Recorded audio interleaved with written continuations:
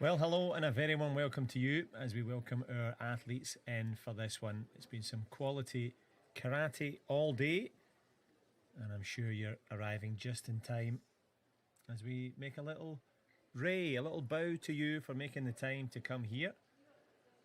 As we see time for now the team competition in the kumite. And of course we have the kata as well, so plenty of karate to look forward to. And we'll be getting ourselves ready for all the action now.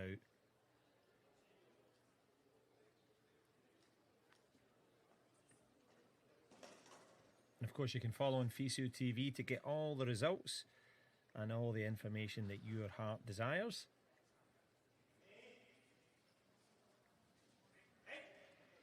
And right is the call, which is to bow. And that means that our judges are ready for this one. Well, in terms of technical performance in performing the kata, we have Spain going against Thailand in this one.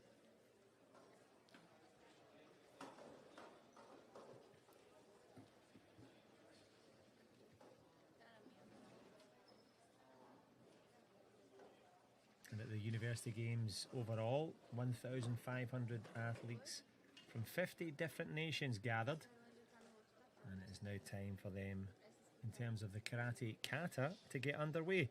230 athletes from 31 countries gathered. And with a chance now to enjoy the kata. Now you're looking, of course, for synchronicity. Technical performance worth 70%.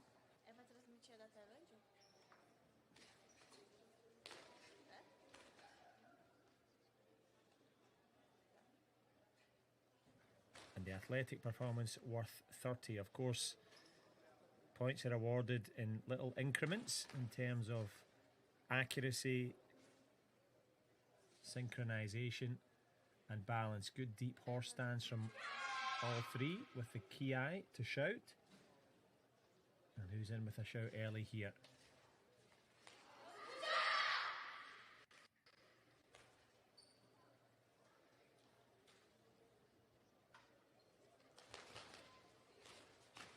Marginal synchronization issues there at the top left of the screen.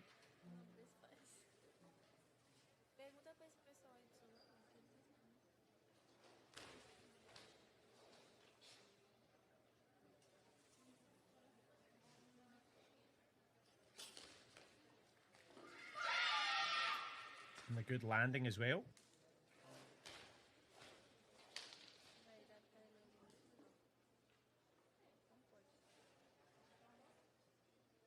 Well, a pretty steady start there. They can be pretty proud of that one.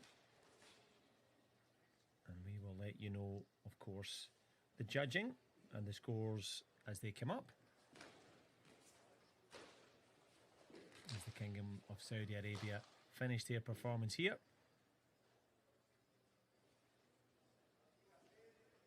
And well done to all three. They can take a little rest and wait for the pronouncement.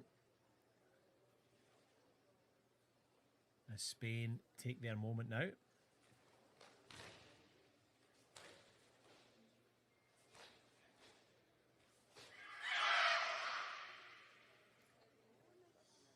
don't be put off by the big shouts in the background. That's the other mat ongoing. And as we can see, Spain look up for this one.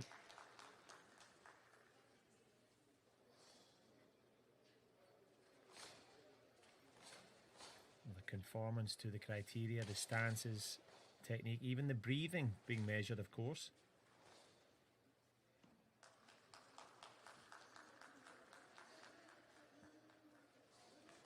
And the level of kime, the level of intense focus, being scaled out of 5. The level of ferocity of that palm block there. From Okinawa to Brasilia, the karate kata showing its elegance and form.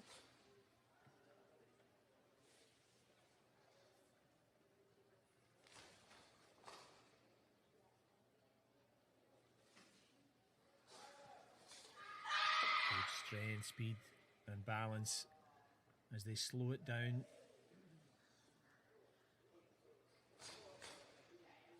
Good deep stances as well, not easy to hold with good precision, no balance issues there.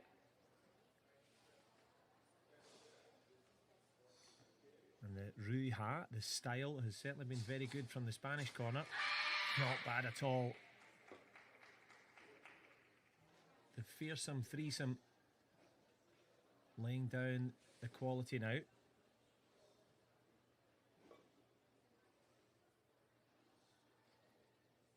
And the synchronisation finishing with the bow.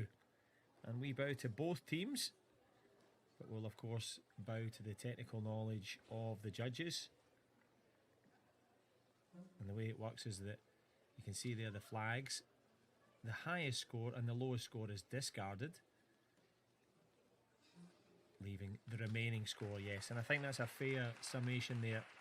The Kingdom of Saudi Arabia acknowledging, and a nice bow of acknowledgement for Spain, who take the win in the first round there.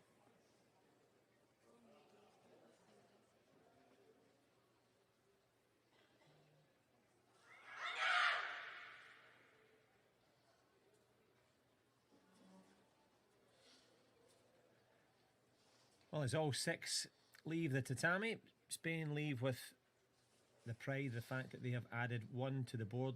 Saudi Arabia still well in contention, though. This is a round-robin format. Don't know when Robin is competing, but certainly Spain and Saudi Arabia underway.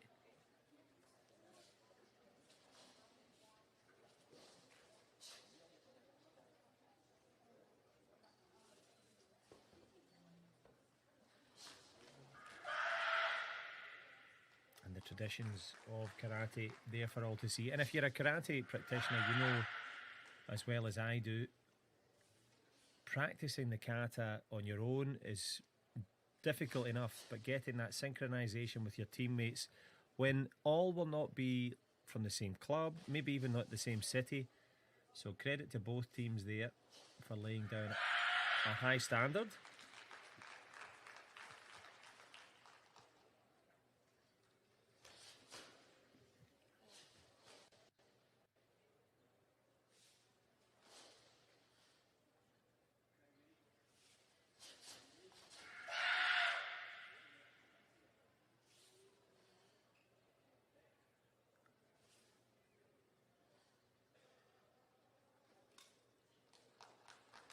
And we're just getting to check out the Czechia Republic just at the end there. Apologies for that.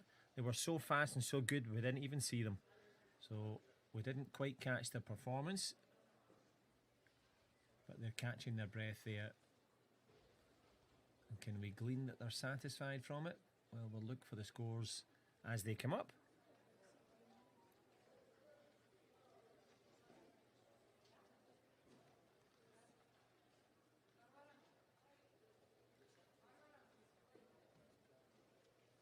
Well, the tension continues as we see the tails from the tatami.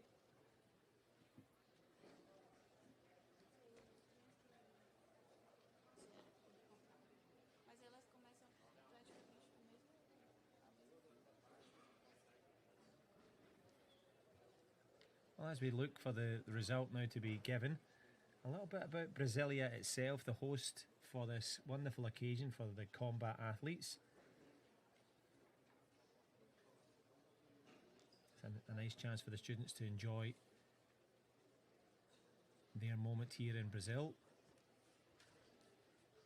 And the architecture is the stark white buildings, a bit like the starched white karate gi here. And we're just in time for the flag to say, well, as we mentioned there,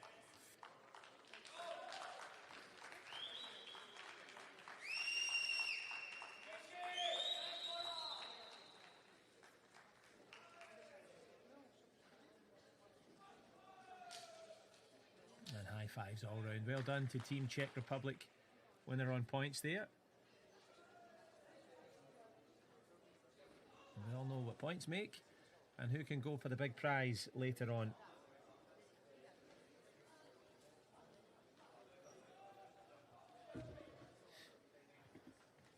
or the kumite yesterday. I don't know if you saw it. I guess within the karate community, you have your own style, whether it's Shotokan or Goju-ryu or whatever it may be, and you also specialize in the kata or the kumite. But of course, there are cross-disciplinarians, just like there are amongst the academics competing here. But it's rare to see a kumite athlete performing in the kata or vice versa. But in this, I would say, semi-ancient martial art from Japan, you've always got your sensei's guidance. And it makes sense now that we're waiting for the next combatants to come up here in the kata.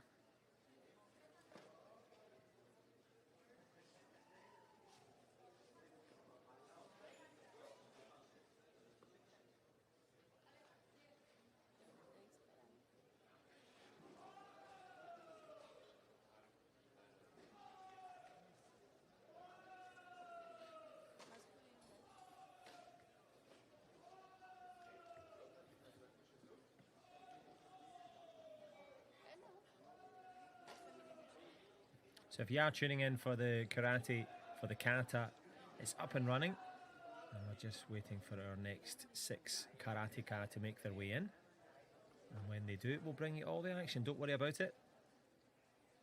And if you've already competed, I hope it went well for you. If it didn't, well, do remember, you're more important than the entire competition and the sport combined. All the sports combined. So keep your chin up, keep your heart strong, and you'll be back better for this once-in-a-lifetime experience. I believe we have Thailand coming in now. And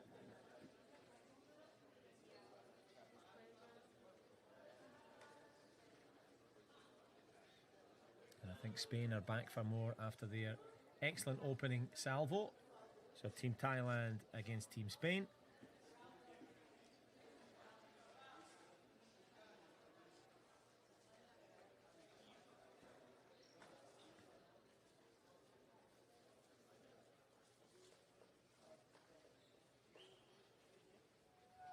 Thailand will literally kick things off.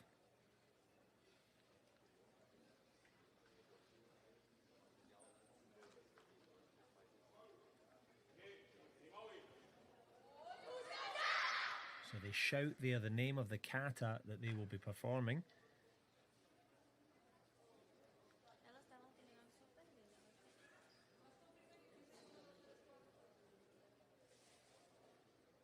Clear and elegant lines of each stance, and that double forearm block give way, of course, to the power. No messing.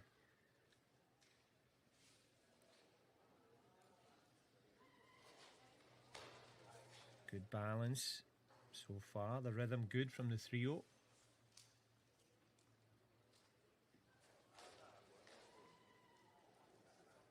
So synchronization key, along with the Ryu hat, the conformity to the traditional technique.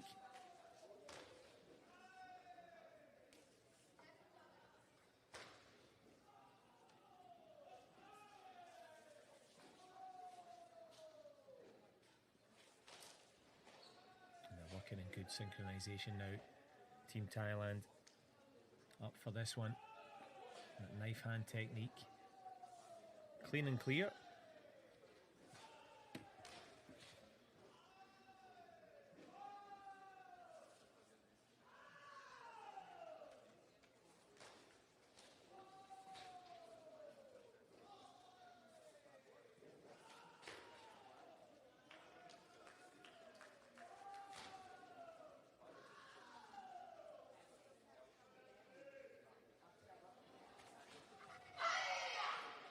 Good step through reverse punch there. The Gyake Zuki.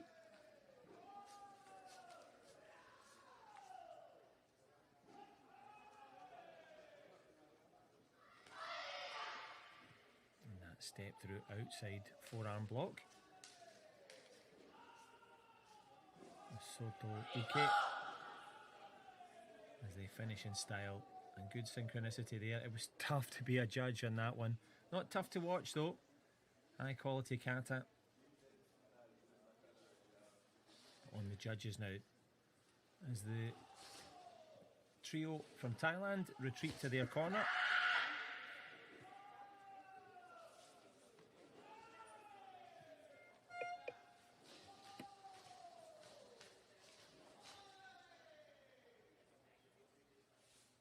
And Equipo España.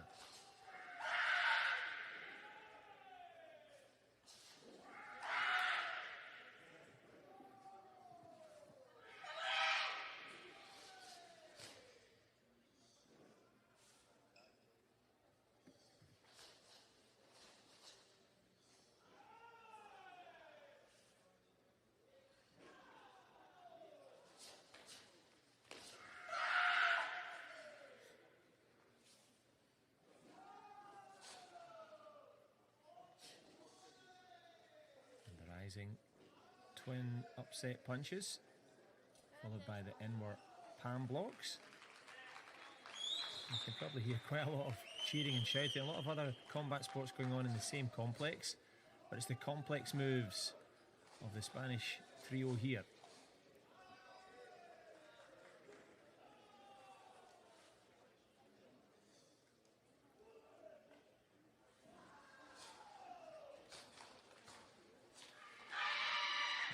Kiai showing that spirit and energy.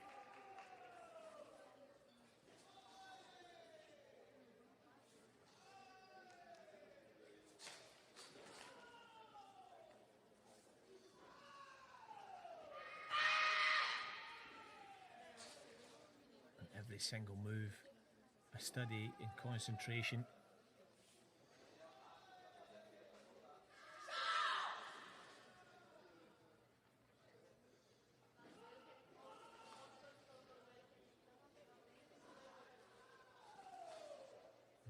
Age uke, rising blocks.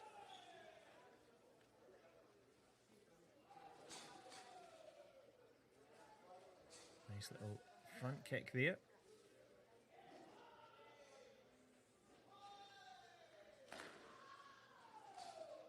And that Joe Dangeri complemented now by a series of sweeping techniques.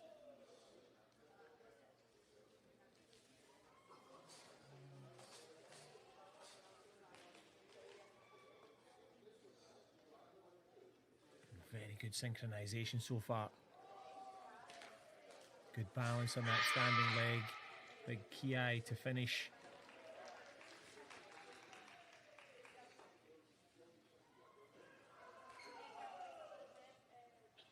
And regardless of what the judges think, the Spanish trio can be proud of their efforts so far. One of the more complex kata.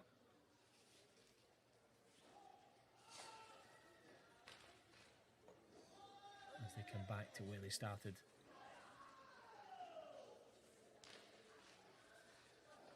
Very good indeed for Team Spain, and they will take some stopping with that level of performance.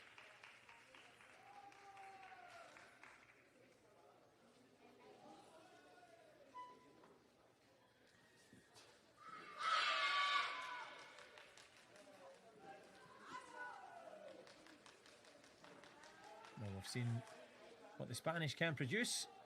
Can they follow up with their earlier win in the session?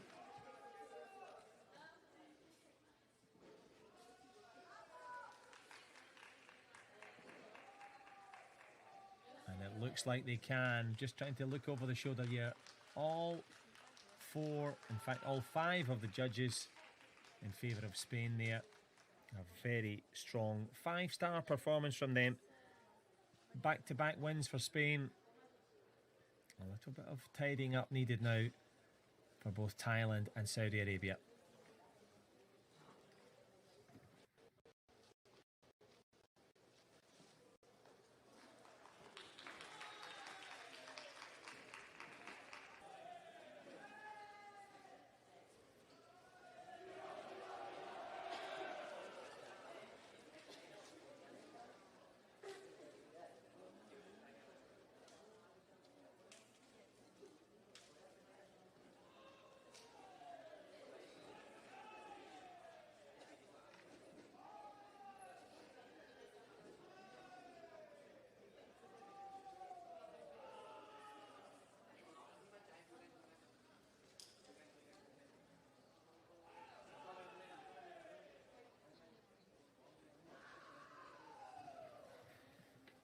So the quality of the karate so far in Brasilia, very enjoyable indeed here at the FISU World University Championships.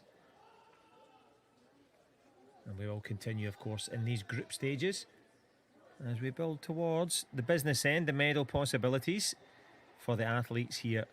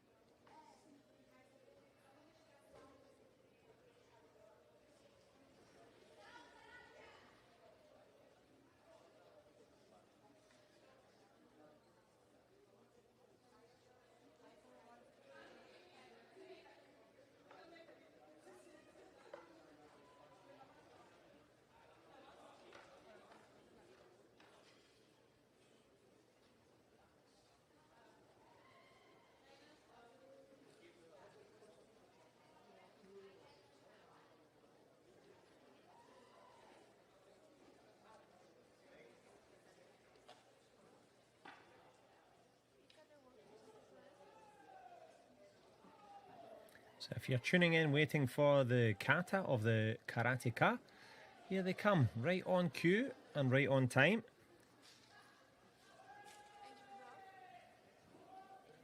I've seen great work so far from Spain, from Thailand, from the Kingdom of Saudi Arabia, from Czechia, the Czech Republic.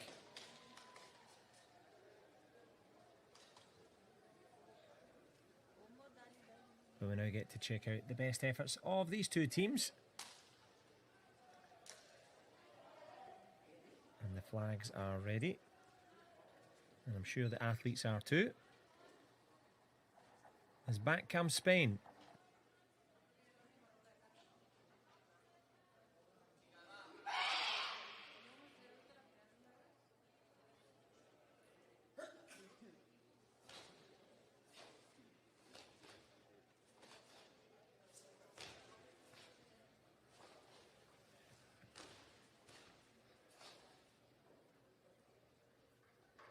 And the Czech Republic team now making their way in. They had a strong win earlier on Tatami 1.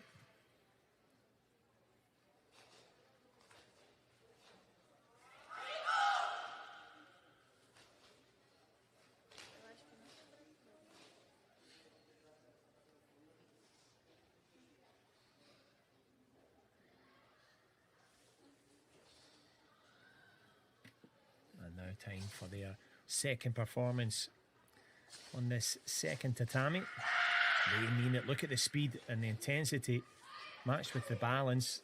They're laying down a strong marker now.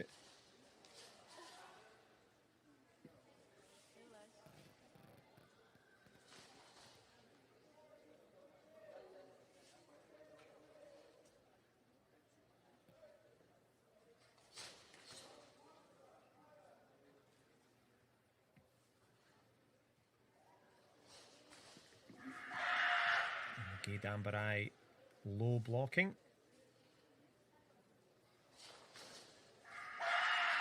And nice Chudangirai kicks to the body.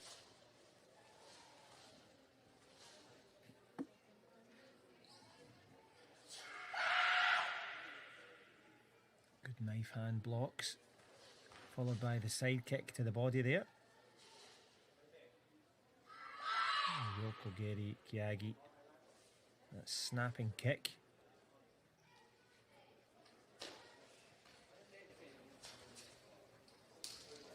And it's been a snappy start from the Czechs. Can they cash in now?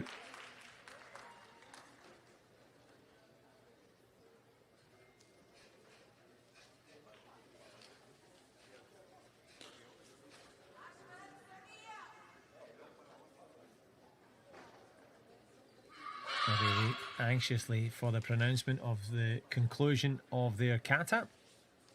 And now they can head back to their corners. Catch their breath again, because sometimes when you look at it, the kumite, it seems dynamic and fast and a lot of footwork, but the pressure on the kata for accuracy just as high as the sparring side. And these trio have taken some significant steps forward, winning all 3 of their combats so far.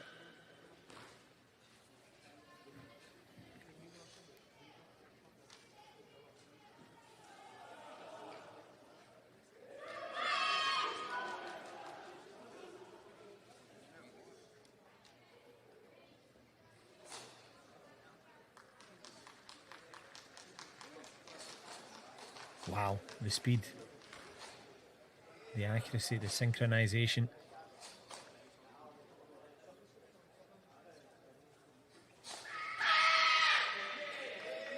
I sometimes think they should put microphones on the karate gi to catch these snapping moves as they snap out that front kick there, the Megare Keikomi. Not so much Keikomi as que pasa for the Spanish team here.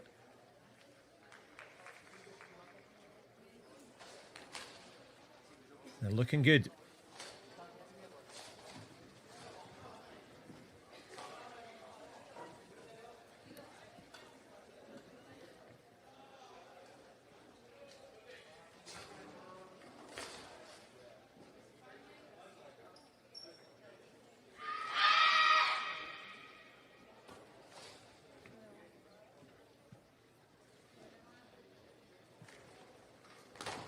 The way of the empty hand, finishing with the acrobatic flourish as they get into that deep stance now.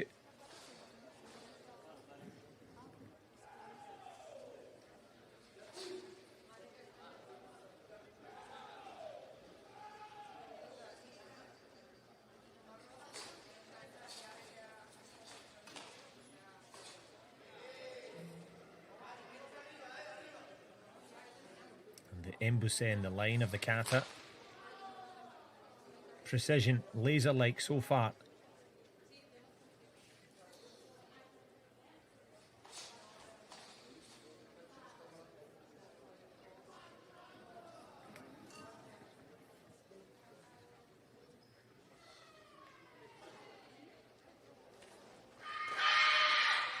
A big jumping front kick to finish.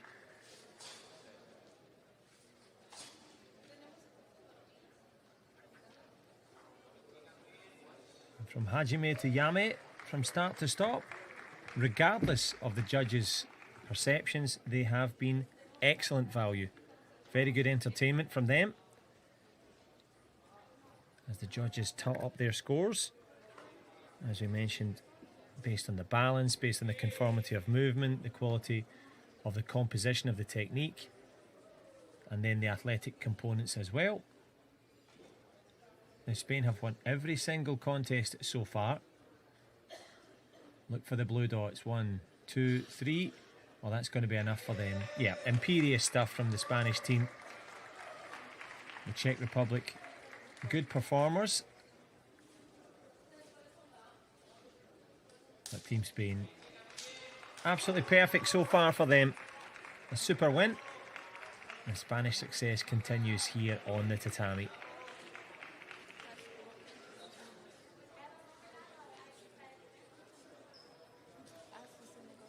And speaking of the tatami, I think you can see one of the mats either being lifted up to turn the attention and the possibilities towards the kumite. So a little bit of fighting always welcome, and you can fight the urge to change channel, but stick with us on FISU TV, because the kumite, once the mat, I was going to say the mat chairman, but the man with the mat in his hand here, once he's got them set, we'll be all set for the fighting. So look forward to you joining us for that one in just a few moments.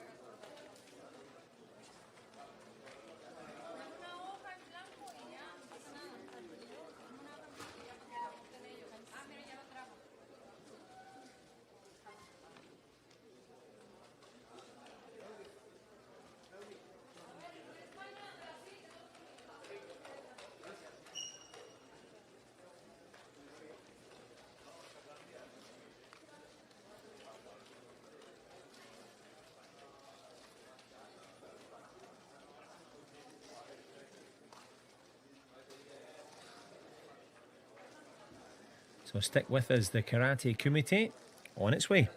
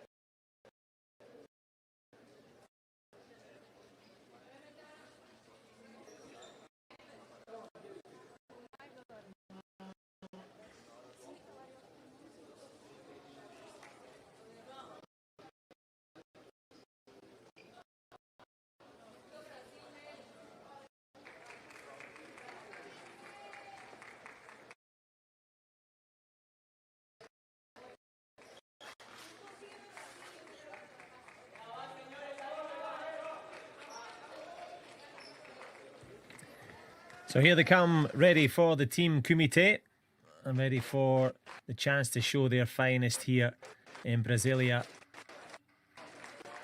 The battle will commence, of course, with the first ray of the day, the big bow on cue. As the mat chair and judges show their respects to the karateka before they head to their respective corners to control and kick and punch and throw in the customary way.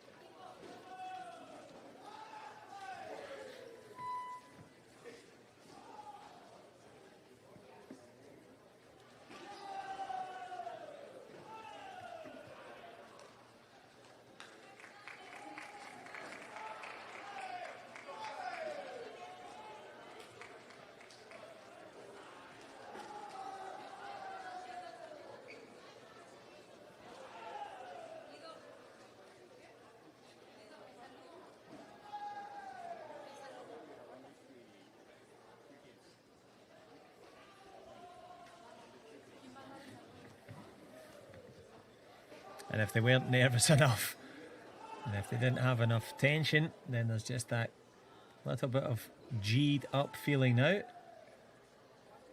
Or G'd up feeling, if you count the uniforms that they're wearing. But they're getting ready now for the main action.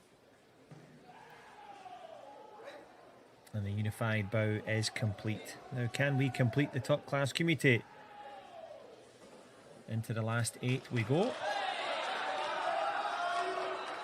And having a team around you is always very useful indeed.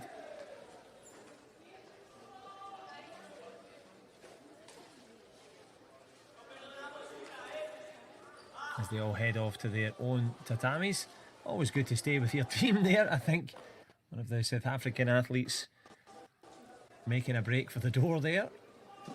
There she is, back in good form.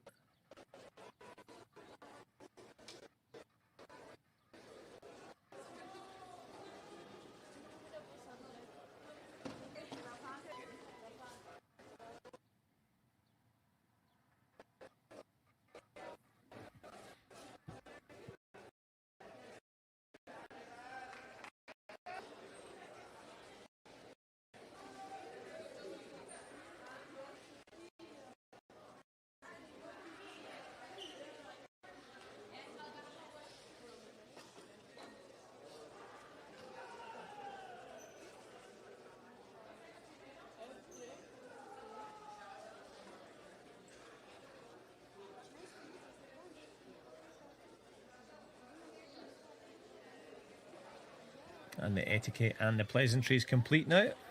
Bows all round. As Team Thailand kick off against South Africa.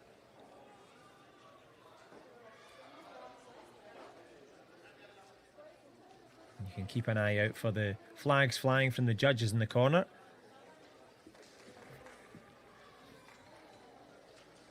But most important, watch out for the kicks and punches flying in a controlled manner.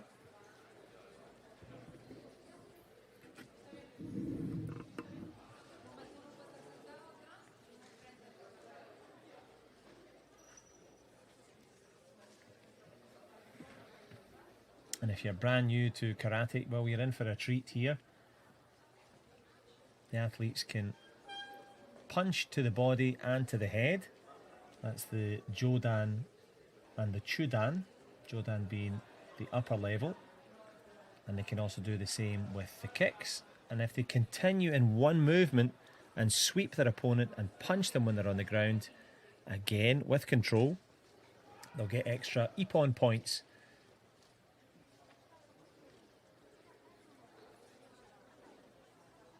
So up for 3 possible points for a big kick up to the head.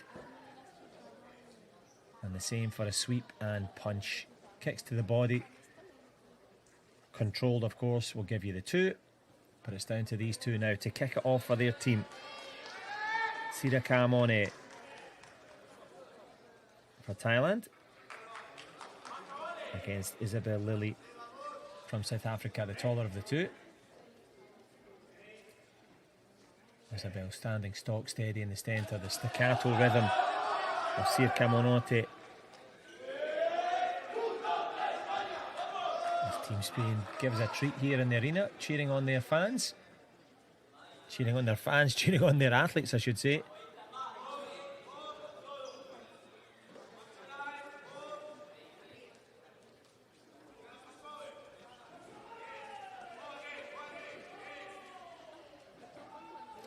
Oizuki, the kind of jabbing technique by the taller South African. Can she continue?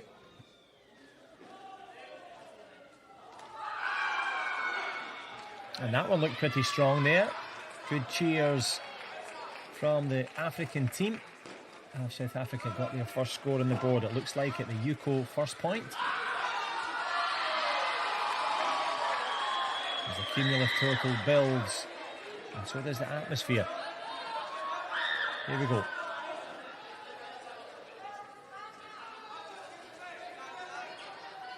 Sir Camonote of Thailand still has plenty of time.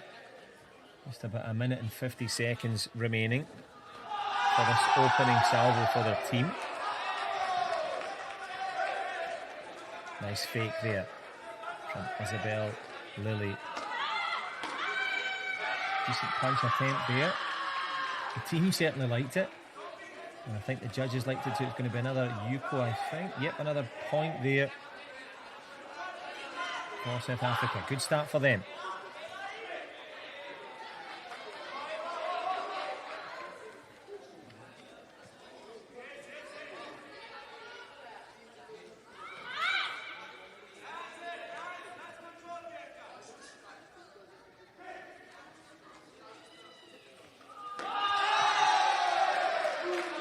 Big cheers in the background on the corresponding tatami. Nothing to cheer about yet for Team Thailand. Is that about to change? I don't think it is, you know. I think the reach there of Isabel Lilly is going to be another point for Team South Africa. Good start for them. 3 up with just about a minute and some change to go. Can Thailand change things round? And the confidence rising from the taller South African. The nice step through roundhouse kick to the body. Chudangeri followed up the stairs there. Team Thailand trying to go for one of their own. Is this going to be useful to them? Referees think, however, I would say, no score on this occasion. It's been a cleanly fought contest, no warnings, but I think they just wanted to confirm there exactly what had been said. And there was a Yuko, I believe, there that was signalled there by the referee. Yep, 3-1 now. The Thai fighters in this Star Waters epic, can they find an answer? Well, Obi means belt. I think Obi-Wan Kenobi, and only 1 or 2 kicks to get back into this one. The Thai fighters circling with Enterprise. Isabel Lilly, the star so far.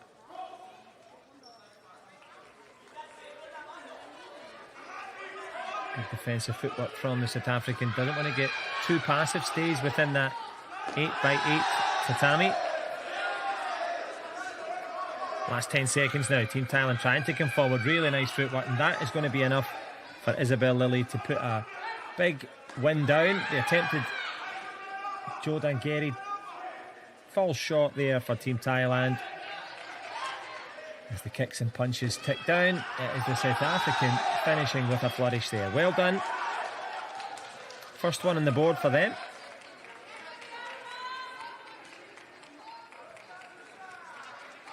And when things don't work out in a fight, what do? You call for reinforcements. And send reinforcements. We're going to advance, is the call for Team Thailand. Pempasut Namkaha, who was very, very good yesterday when I had a chance to watch her against Bianca Gabriela. And if you're watching at home thinking, oh, she's known as a different name, yes, that's the name that we have on the scoreboard, and that's what we're going to go with for this one. So Pempasut against Bianca Gabriela. Thailand took the first round.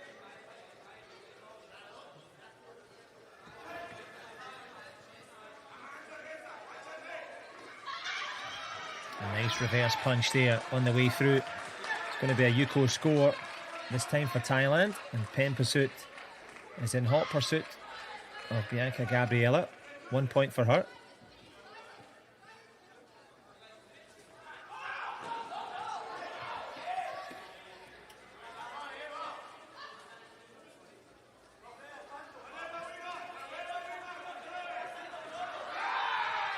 Good sweep and possible punch there, but not sure it was a continuous movement.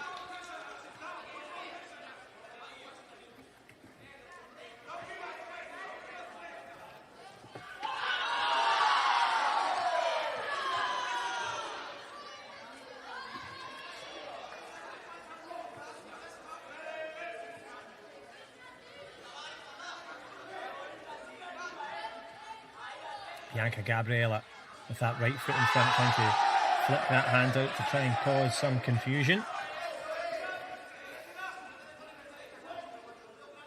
Sensing an opportunity. I'm sure our sensei back in our club will be cheering her on. Tries with that foot sweep, but leaves her space. That was a very clean kick up to the head there. The Jodan Geri from the Thailand fighter Pen Pursuit, but not close enough. I think it's going to be a smaller score, maybe one Yuko. Yep, there we go.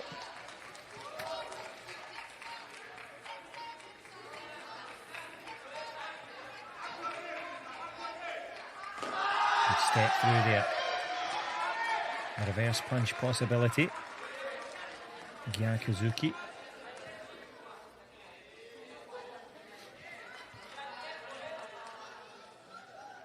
Can Bianca Gabriela reverse the scores here? South Africa took the first. Thailand on the cusp of taking the second. Still a good bit of time though, 1:20. That's a good punch there from Bianca Gabriela. But did she leave a gap? I think she probably did. As Pen Pursuit puts 4 on the board now.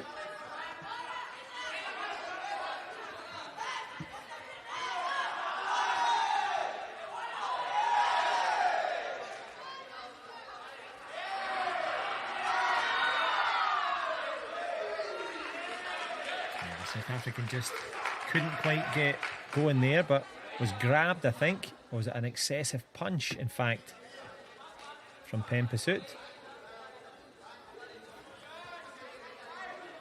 Bianca Gabriela, can she get some sort of score on the board to add to the South African total? She's got a good, strong fighting stance. But just running the clock down now, you would think. Pen Pursuit, Namkahat. Tries with that kick to the body, but I think she did better with the punch. It looked like a reverse punch there. Gyakuzuki straight to the Jodan level. And that's a really, from a mid-level punch to a high-level score. 5-star stuff for Thailand so far. Bianca Gabriela just getting caught in a flurry there. Is that going to be another score? I think it is. You know, it looks like another Yuko for Thailand as Pen Pursuit doing really well for our team. 6 up.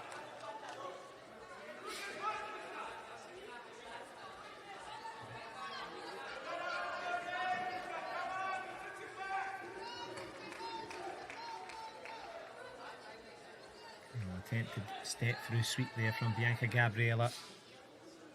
I think she's going to fall a little short here because Pen Pursuit Namkahat has been very good for Team Thailand.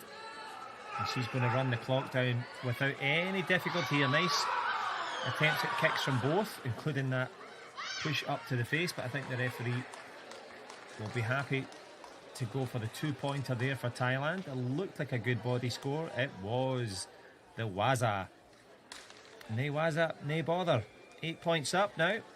And it's going to be a comprehensive win by superiority for Team Thailand. So, Bianca Gabriela Grovelar couldn't quite get it done. Yanisa Sonthong against Niska Shera. And Niska Shreya from yesterday was very good. Haven't yet seen Yanisa Sonthong.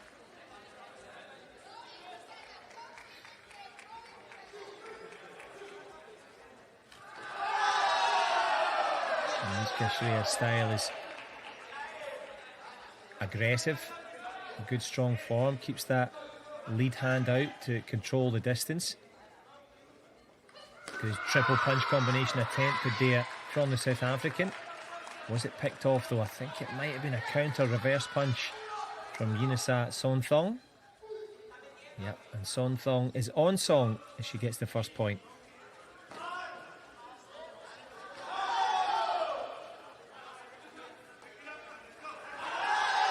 The side kick just short from the South African.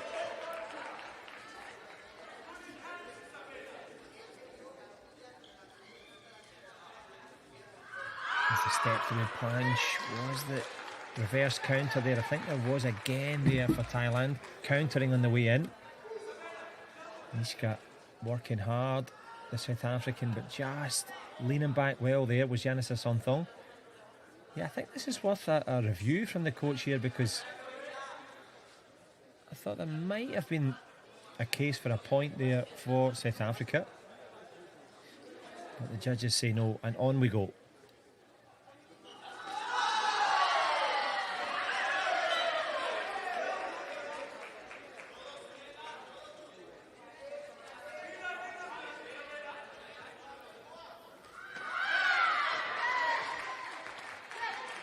It's going pretty well for Team Thailand. They struggled in the first round,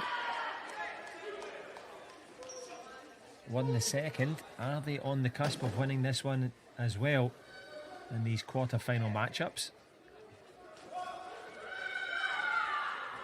This guy celebrates, tries to encourage the judges to throw it there.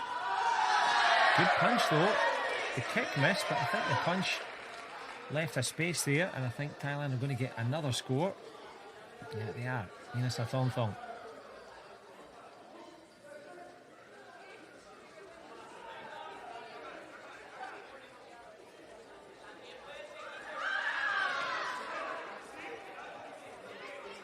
I think South Africa there.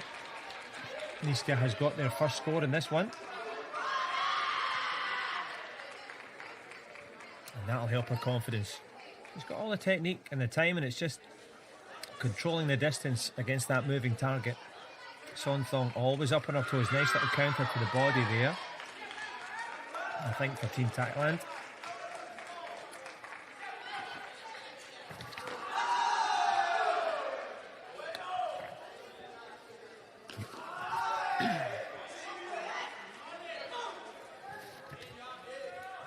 Goes again with it there. Sonthong dipping down under the high kick.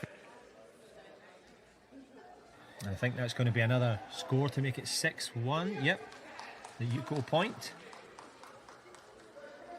And it points towards a strong South African comeback. That's what's needed.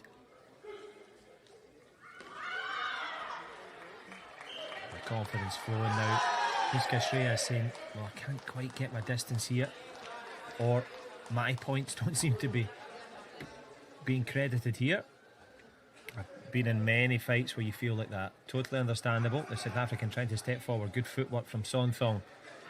She's a couple of points away from a win by superiority. Trying to take them there with that body kick. And has she done so? And the referee says no. On we go. Last minute now.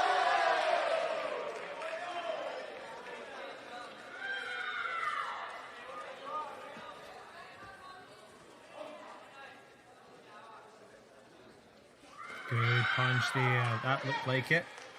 More than worthy of another Yuko to put 8 on the board.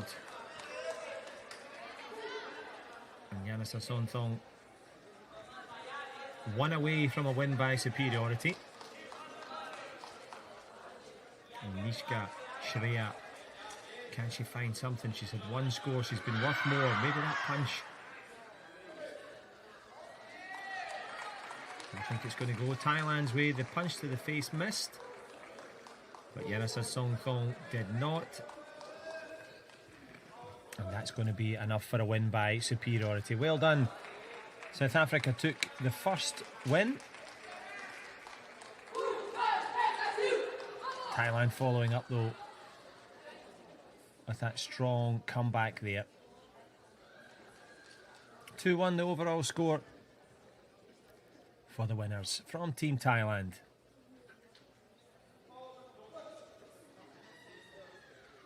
And they start with a bow and they end with a bow. As both teams bow out in this one, it's our turn to bow in respect and welcome in Brazil against Hungary. As Anna Kelly Aquino takes on Greta Sozodora. Apologies, these are all new athletes.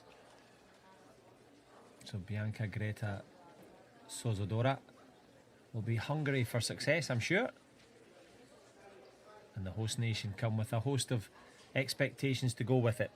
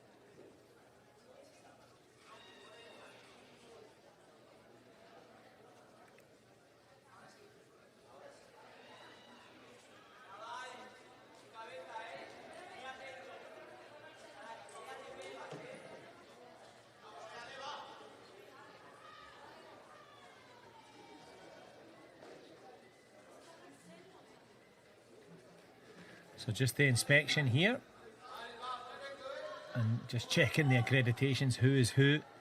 The fighters are of course ready and I'm sure you are as well. As the Brazilians bobbing up and down on their toes, they're ready for this one.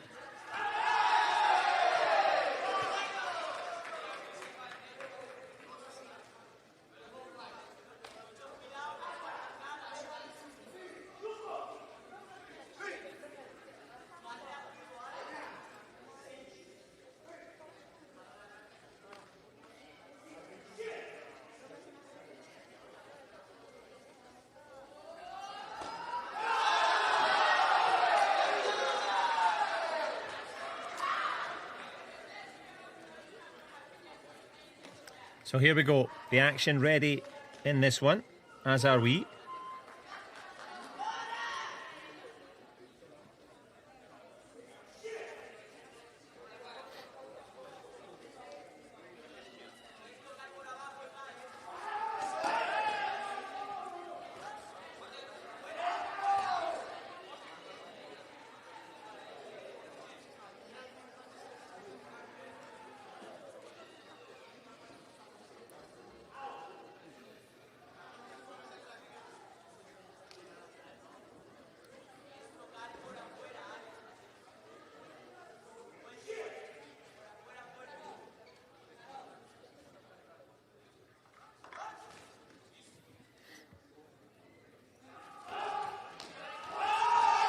So the fighters facing off, the two karateka.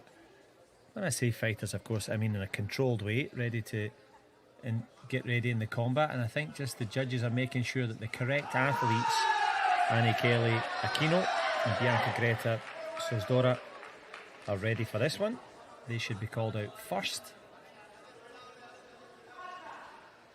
I think that's the conversation that's ongoing.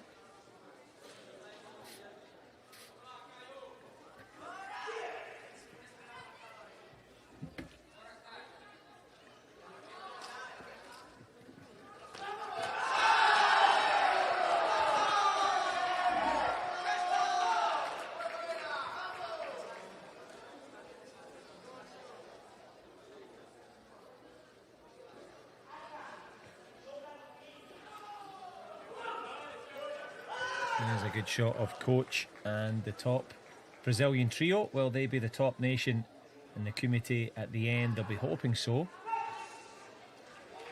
Spain looking very good in the kata. And Hungary, I was going to say, looking quite composed. Good to see them having a little chat to keep themselves ready. Of course, we are in the, well, I was going to say the technology era, but we're in the AI era now, so just making sure that all the scoreboards, the timing, the graphics, everything is all up and running before the fighters can do the same. And it is a change. Rosiane de Oliveira against Bianca Boglarka, and it's that switch round there. So Bianca Boglarka on the right hand side and Rosiane de Oliveira. We just had the wrong karateka ready to go, just the wrong distance there for Boglarka. And that was a decent chodan, wasn't it? Right to the midsection. It's going to be a Waza 2-pointer for Rosiane de Oliveira, I would imagine. Plus that first point scored advantage. So if there is a tie, then that could come into play. Bianca Boglarka.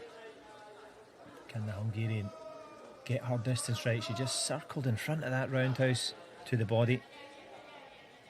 Like so, you've always got to be aware of it. And Rosiane de Oliveira delivered.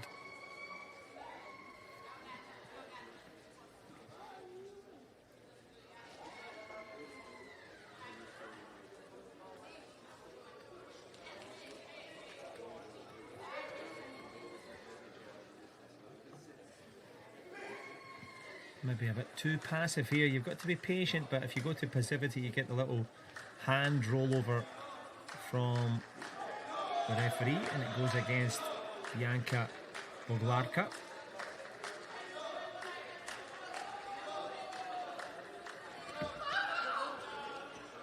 Good defensive posture there from the Hungarian. Holds her distance nicely.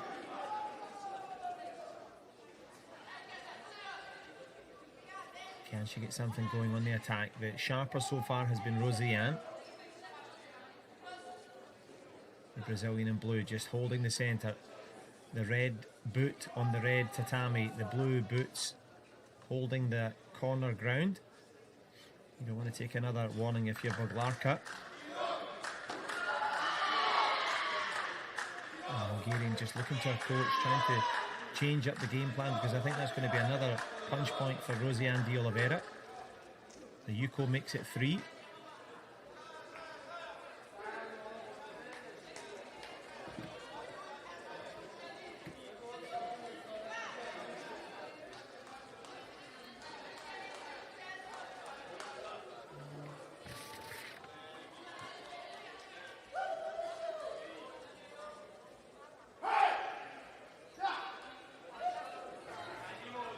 From the dojo to the delivery so far, Rosiane de Oliveira for Brazil tries to deliver another kick, just maybe landing a bit low there. Good show of respect.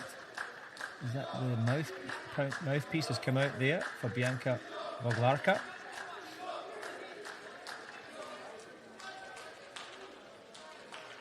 They go pretty much hand to hand here.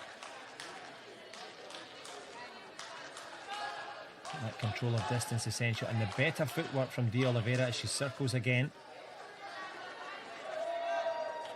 And footwork is the hardest part of any combat sport. People think it's getting punched or kicked or whatever. The tiring part is the movement to set up the distance to get the kicks or the punches on the board. And there's a punch to the body again. Rosiane de Oliveira, has she gone from 3 to 4? The referee says no, but we're into, well, just about the last 10 seconds now.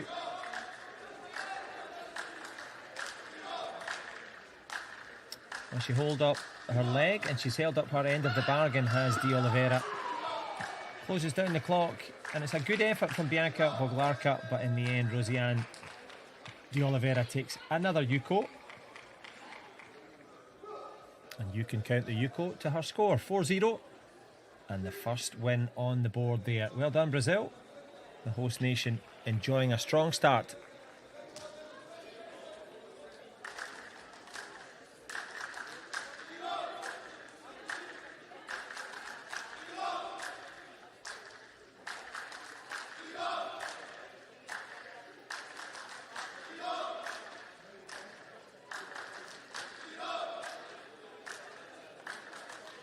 So time now for Dora Fleischer and Camilla Mirelli.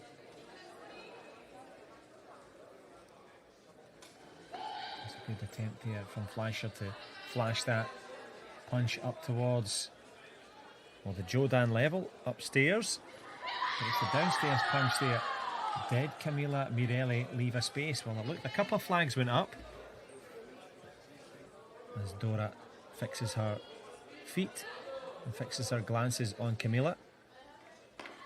That looked like a good power punch there from the Brazilian, but the judge is unmoved. Stepping out there with a good punch was Dora, but both looking for the distance so far. Camilla likewise, Dora the explorer as well. She's looking for that right distance for the longer limbs that she's got. And she's been sharp, the Hungarian, so far.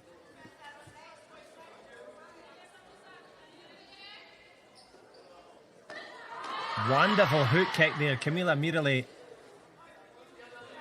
did it miss by the merest of margins though. Conversation to be had for that one. The high hooking kick. I'm not sure. No, the judges saw it wasn't a clean enough technique.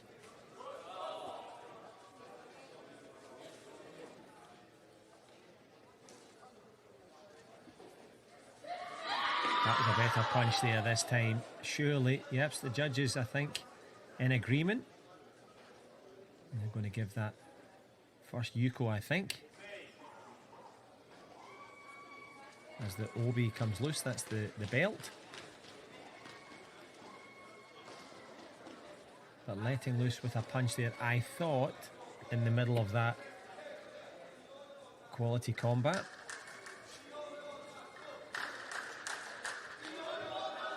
I think it is going to be a point for Hungary, and yeah, there we go, one for Camilla as well.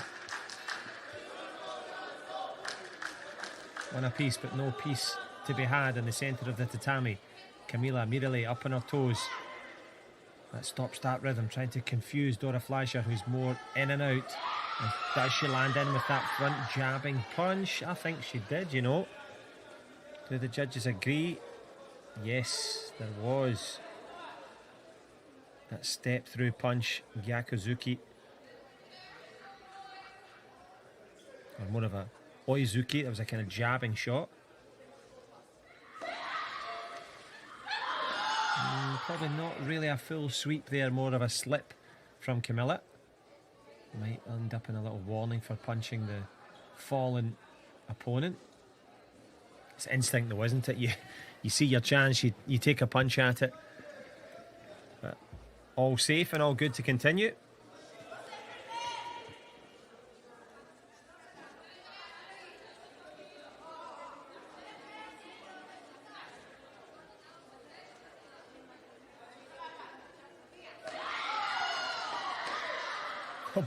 Plenty of intensity there. Dora Fleischer flashing a couple of good punches there after the efforts of Camilla Mirelli. So you've got to keep it going, and she duly does. I wonder there, did Camilla Mirelli, well, she's lost a glove. She ought to have hurt her thigh a little bit there, but she's made of strong stuff.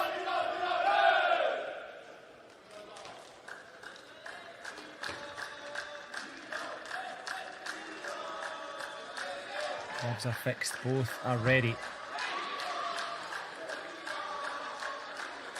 I think that was another good score there for Hungary.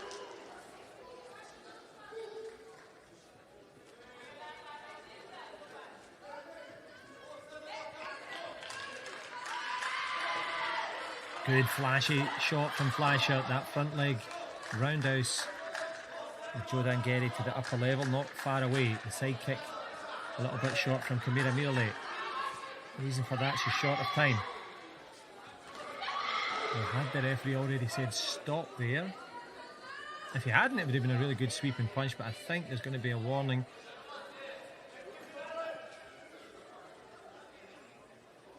Warning given there.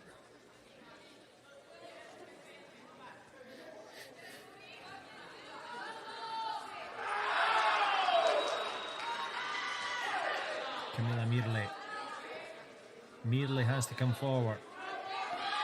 That's the name, not the ease with which you've got to do it. The reason for that. Dora Fleischer, another big score from the quality Hungarian.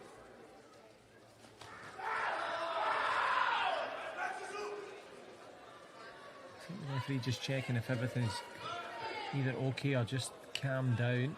I think there's anything to over the score. She looks fit to continue. Does Camilla tries with the kick upstairs, the reverse spinning roundhouse. But she's not going to be able to reverse this score now. 4 points of a gap with 10 seconds to go. And there was a problem, I think, with the hamstring for Camila. And she's holding it again, the Brazilian. And I think that's going to be maybe a double warning there for Dora Fleischer. There's 4 of a possible 5. There's not much time left, is there really? So I don't think that the Hungarian's going to be involved in too much. Can she just shut this down? I think this is going to be, is it a disqualification by 5 penalties? I think it's only 4 for Brazil. Regardless of the mathematics, it's been the skill of Dora Fleischer. The Hungarian flashes a big win up there for the Hungarian team.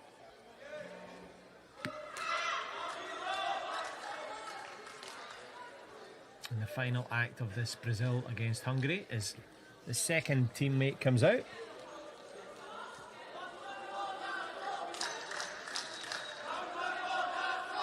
And of course the scoreboards will be updated and will bring you exactly who is who as they reset to 0. There's the confirmation. Dora Fleischer takes the win. So Anna Kelly Aquino against Sofia Boglarka, excuse me. Sofia Boglarka on your right hand side of the screen. Anna Kelly Aquino, well, you can find out where she is, and that's the job of the Hungarian, the taller of the two, trying to work behind this impressive footwork. Now try and keep that footwork up for 6 or 7 minutes if you can. I know exactly how the athletes feel. Students by day, superheroes by night. Who can find the answer as they fight with all their might? The open stance. And Akela Aquino not buying it, not coming in. The reason for that, she knows about the front leg of Sofia, and there it is. The Hungarian trying to push that out to the body.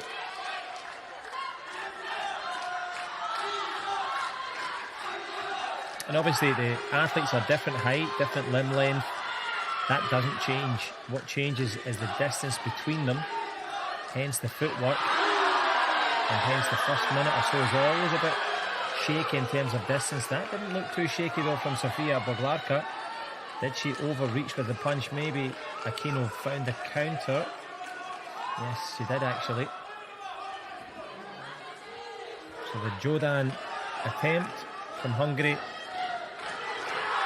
It was the Chudan counter, the mid-level shot that made the difference. 1 up.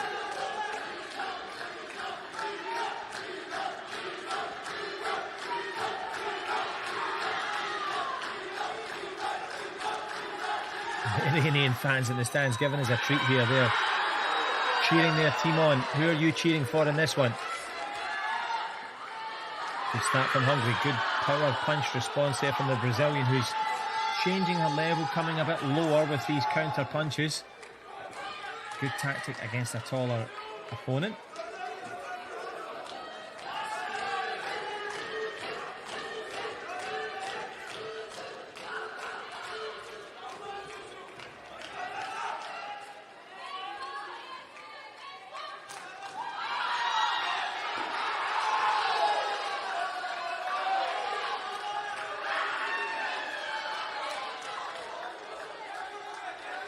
The PI says one thing, the referee says another.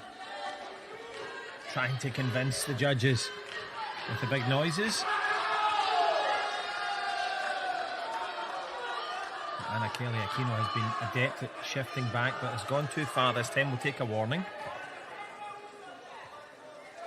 And Sofia Boglarka beginning to put the pressure on.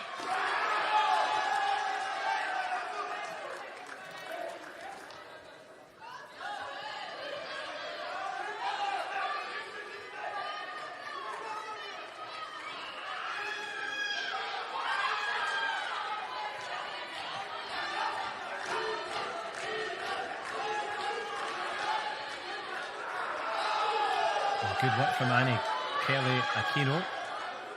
She's staying busy, she's not being passive. And I think she's created a warning on the other side there for Sofia Boglarka.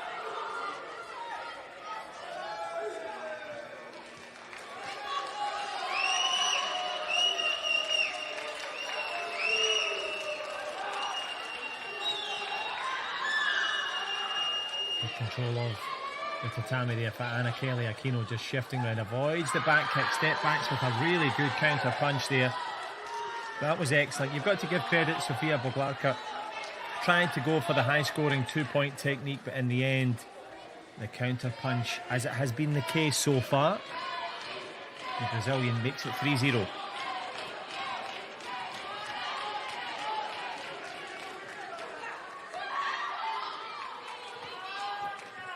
And you'll know it yourself, sometimes you think, oh, they're taller, so it's an advantage. It's only a height difference, it's never a height advantage until you can use it. And Anna Kelly Aquino has used the fact that she's the smaller athlete to her effect. She may have been affected slightly with that punch to the jaw, but I'm sure she'll be okay. Sofia Boglarka will take a warning. Give that a strong punch there, unintentional. It's going to be that 2-point warning up on the board. Sorry, in fact, it's her second warning. But the warning lights are on and they signal danger so far for Hungary, closing the distance and stepping in and out. Good power punch there from Anna Kelly Aquino. She's keen to finish on a high note. 5 seconds to go. She has a 4-point advantage for her team. Really good contest here in the quarterfinals. The Women's Kumite team competition delivering nicely as the host nation delivers another win here. And talk about finishing with a 5-star performance. It's 5-0 now for the Brazilian, who takes the win. Well done to her. Sofia Boglarka Tamasi gave of her best, but it is the Brazilian with the win. And that adds up rather nicely for Team Brazil. The will and the skill. And they will win 2-1 overall, keeping the host nation's Team Committee women's team in contention, of course, for the big medals. They bow to each other. And don't worry, we are not bowing out yet. There's still plenty more Kumite action coming. Stick with us. The best, hopefully, is yet to come. That is the Kingdom of Saudi Arabia. They take on France.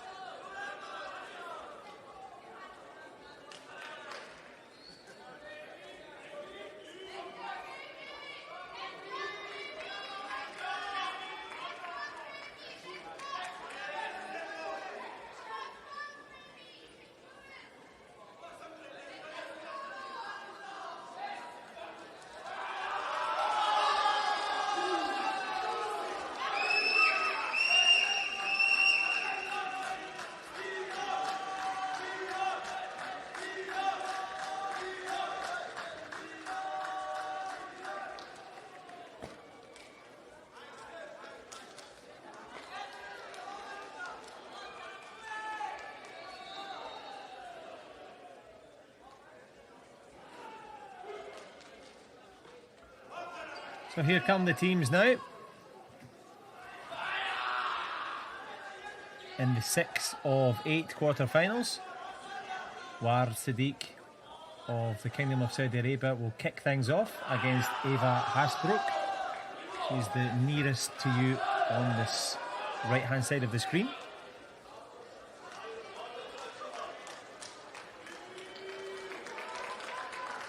And it's been really good entertainment so far. I hope you've enjoyed it. Wherever you are, I hope it's been relaxing. And you've got your feet up, but in a different way, not throwing kicks and punches around the living room or the university dormitory, cheering on your friends or family. You're relaxing in good form. As we march towards a conclusion of these top class quarter-final matches. This one now, Saudi Arabia against France.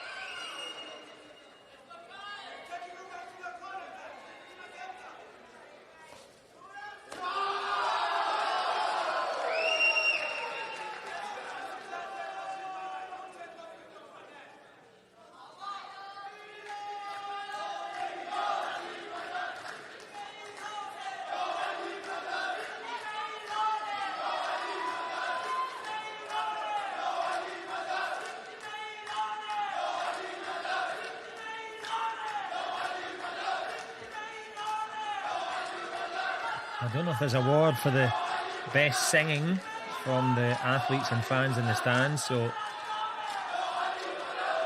plenty of passion coming through as the referee and judge is just making sure the running order is correct. So Wajad Sadiq of Saudi Arabia will be up first against Eva Hasbrook. So just putting them in their correct running order.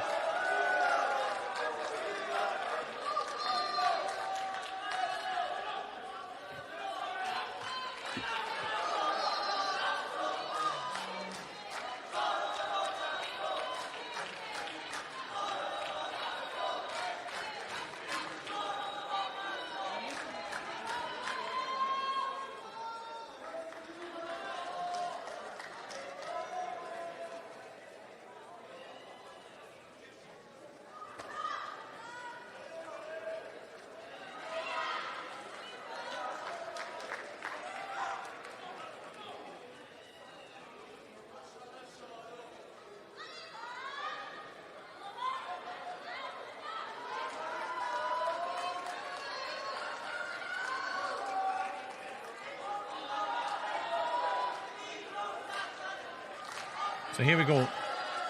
Eva Hasbrook showing her quality straight away. Wajad Sadiq trying with the counter punch. Pretty good. I wasn't sure if two of the three required flags. I think it might have went the other way for Hasbrook. Yeah, and she also has the first point advantage there. So it's good when we zoom in, we can see the athletes and what they're doing, but sometimes can't always see the three judges as Eva Hasbrook tries with that side kick to the body. And then goes up to the Joe Dangeri, the upper level shot.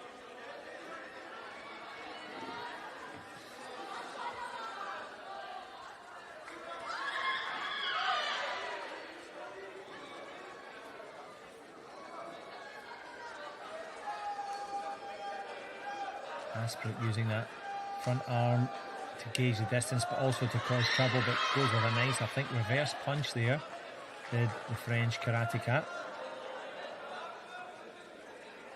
I think it knocked the mouthpiece out as well, so a good shot from Eva Hasbrook. And Hasbrook has scored, 2 up. Wajad Sadiq was convinced, but turns her back in the action there, and that's a mistake. You have to wait until the judges score it, to certainly never turn your back during the competition there. I wonder if she's okay. Maybe that was why she turned her back. I thought she was celebrating, which would have been a little bit premature, but Wajad Sadiq, she's now going to take some running repairs. I think that's the old magic spray there, just to take away the pain. It's probably a pre-existing injury. You've all been there. You can be in 5, 6, 7 combats a day, and there's a lot of bumps and bruises, and sometimes it's the next day when you think, oh, where did that come from? But it's usually, if it's accompanied by a gold medal, none of it hurts. But anything less than that, and you start to count the bumps and bruises. But it's the battler in blue, Wajad Sadiq. And I think there might have been a flag as well for Eva Hasbrook. Yeah, for an Epon 3-point shot, regardless of the injury. And there it is, yeah. Hasbrook went with a really good Jodangeri up to the face.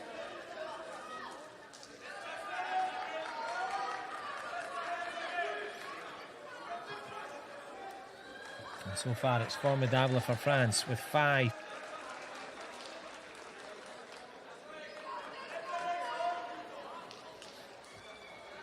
Wajad Sadiq has an injury. I think she's also left a space there, reaching in with the left hand. Left a space, I think, for Hasbrook to counter underneath. And it's going to be, yep, another Yuko. So that makes it 6 now. Points, not Yukos.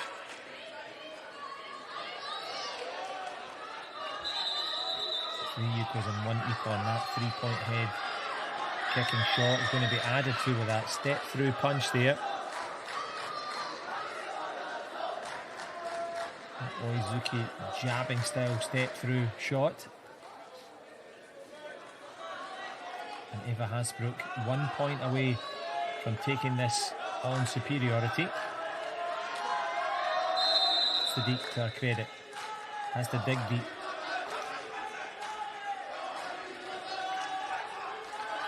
That's going to be enough, isn't it? I think that's the final shot there. Excellent from Eva, and Hasbrook has won. She takes that by superiority. Good show of respect to Wajad Sadiq as the Saudi team drop the first points there. Équipe de France, well, they led the Mameri dance. Can they continue here?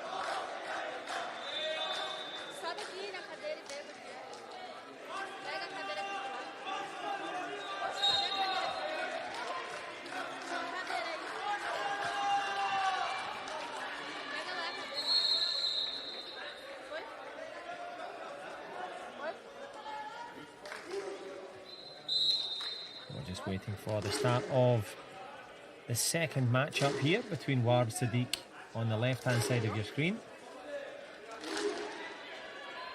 against Hira Dolgru on the right hand side. And that is Sadiq.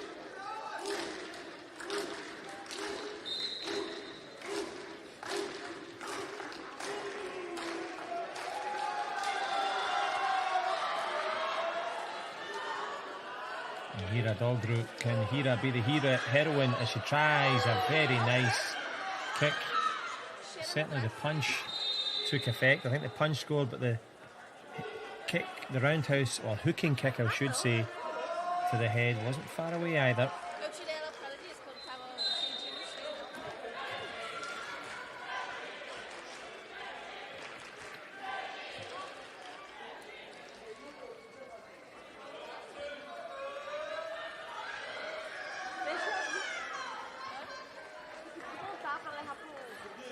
Now the timing so far has been a bit better on the French side. Sadiq, right foot in front, tries to step out of the way of that changing level head kick. There was that hooking kick again. That's getting close, I have to say. I think that one scored, you know, and that would be worth 3. Yep, the 3 Ippon points. And Hira Dogru tried it in the first 10 seconds and got it right just there.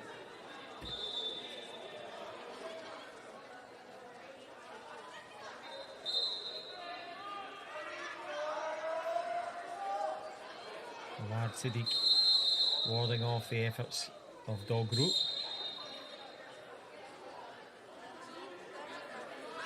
And the roundhouse up to the head there, the Joe Dangeri. Too close. I think it's going to be another shot there. That was really good. Hira Dogru, has she got another? She has. 2 Ippons. And that's the mathematics that would lead you towards victory here. 1 more point for the French karateka, and that was it there. Step out, reverse punch, and War Sadiq of Saudi Arabia succumbs to an 8-0 defeat there. Good performance here at Dogru. Just when our team needed it the most there, and that I think is going to be the math of 2 of 3.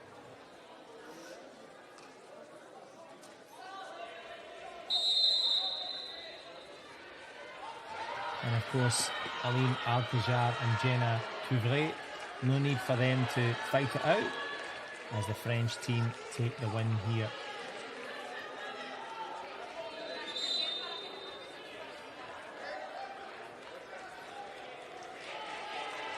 That's the last 8, and it's been très bien indeed for France as they led the Saudis. A merry dance there. Very good performance from them.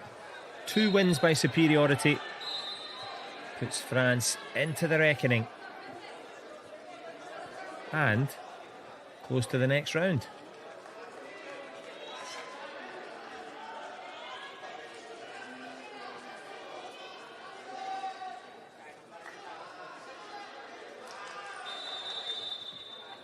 And coming up next, we will have Australia against Macedonia. Hannah Sullivan against Rudina Aliou. They will kick things off.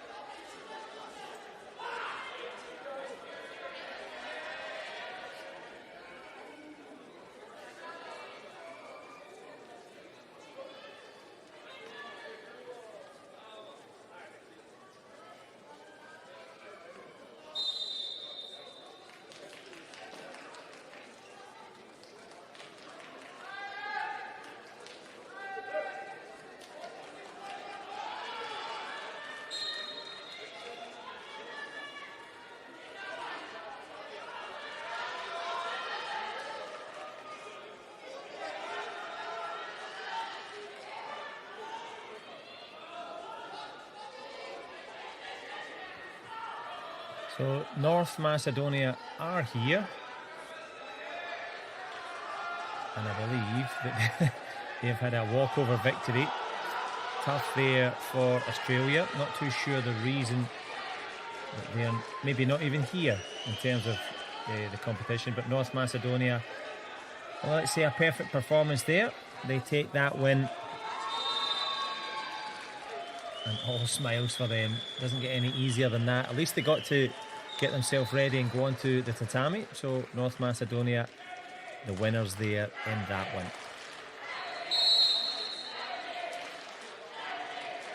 And the action just keeps on coming. We are waiting for Thailand against Turkey, the battle of the T's on the tatami.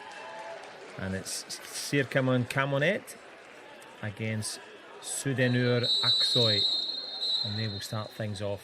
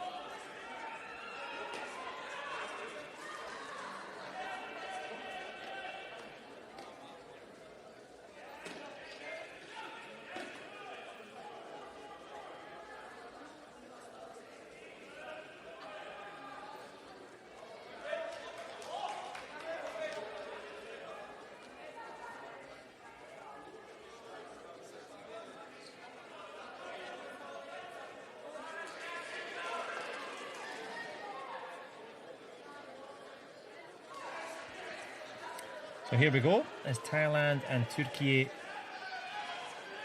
ready to take their respective ray, which is they bow to each other. And just on the right hand side of your screen, the referee and judges just making sure that the correct athlete is coming out first. So Sira Kamonate of Thailand goes against Sudenur Aksoy.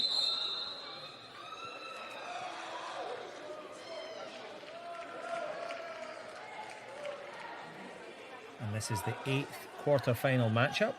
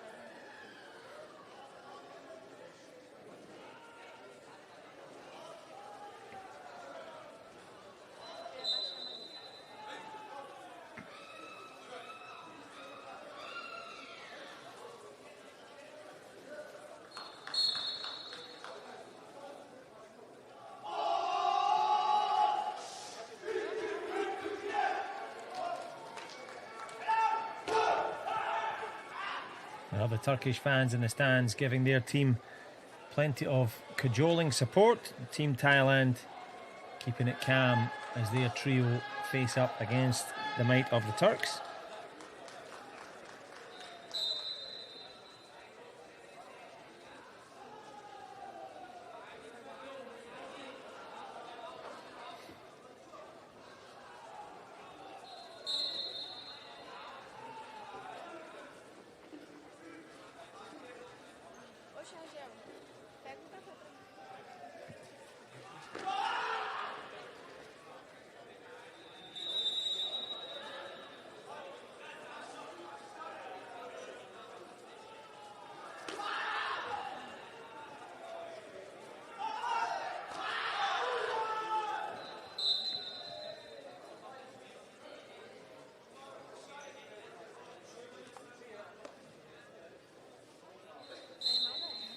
So the bow's complete. This is going to complete the 8th quarter-final. As Team Thailand take on Team Turkey. And just a change there to the advertised order. Pacharin of Thailand goes against Buse Kilic of Turkey.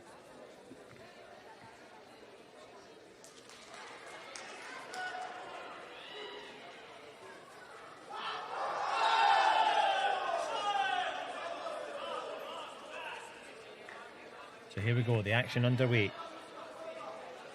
It's been a really good day of kata and kumite. And that's quite a good clean shot there. That looked like a 2-pointer, a waza. Is it a winner of a waza? I think it is, you know. Buse Kilic, good control, good timing. That gives Thailand Pacharin a little bit of concern. The work to the body, she decides to go to the head as well. She's got really good rhythm, has the Turkish fighter, and that looks like a nice step through punch there. Is that going to be another Yuko? Yes, it is. Good shot. And of course, you'll know when you're in your own and you're fighting the kumite or doing the kata, it can be a lonely old sports, individual sports, but nice to have your teammates backing you up and backing up again. There's a nice, this time, hooking kick technique from Thailand. But that team feeling hard to beat, and so far hard to beat is Buse Kilic.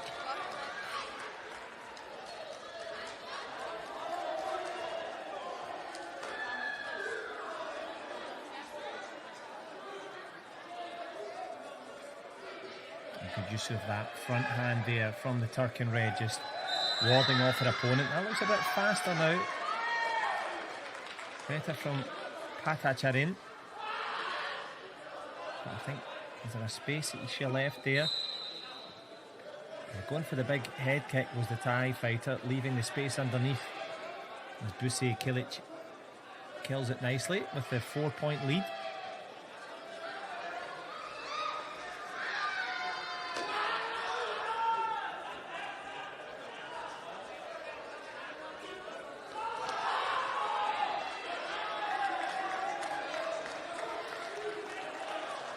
Pacharin trying to change the angle, but every time she steps across, the long-limbed and quick-minded Turk is picking her off. Good shot there again. That's an excellent punch. The Jodan Geri, or the Jodan level, I should say. Punch up to the face makes it 5. And this has been a very quick start from Buse Kilic.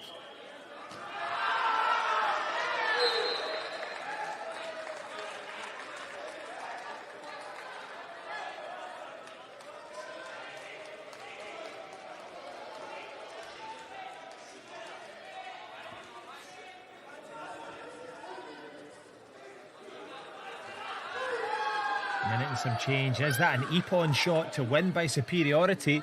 It looked like it. The 3-point kick scores. Very nice indeed. Didn't go round about the houses to land that one. Straight up the stairs, opened the door and takes that win. Well done to her. As her teammate Sudanur Aksoy from Turkey takes on Siri Kamonate of Team Thailand. Siri Kamonate, the shorter of the two. Can she punch to the lower levels and find those precious scores?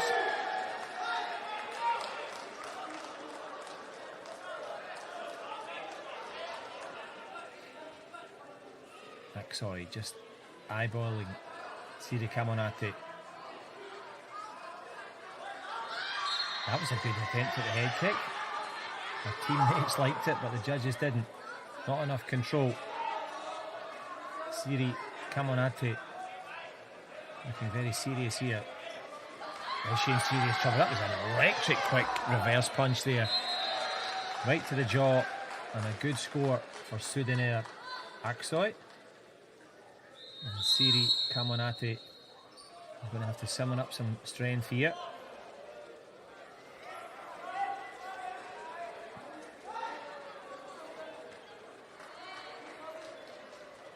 Kamonate. Can the Thai fighter come forward? That's a good roundhouse attempt for the 2-point Newaza to the body. She's running through the repertoire here is the Thai fighter in blue, Siri Kamonate.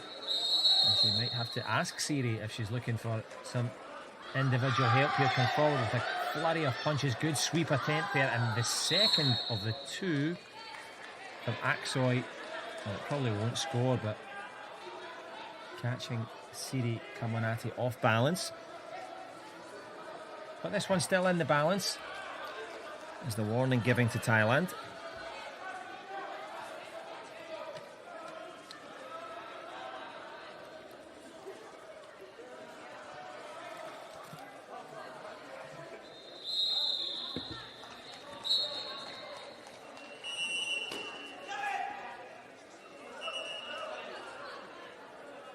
Sudanur Aksoy using the entire tatami, the 8x8 mat, and she's got all the footwork and ring control you could ask for, but not really in control here. Just a 1-point deficit. Good swing and a miss though. Siri Kamonate getting closer. Can she put that one more step in? That looked like a good step in, but was it the counter punch this time for Aksoy? That's what they're asking, and Aksoy, I think she's going to be rewarded. Yep, takes another Yuko as we click towards a minute and some change left in this one.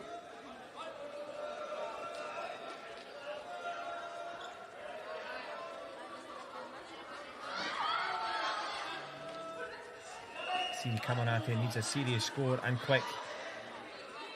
And the teammates of Turkey trying to score the match for their teammate Sudanur.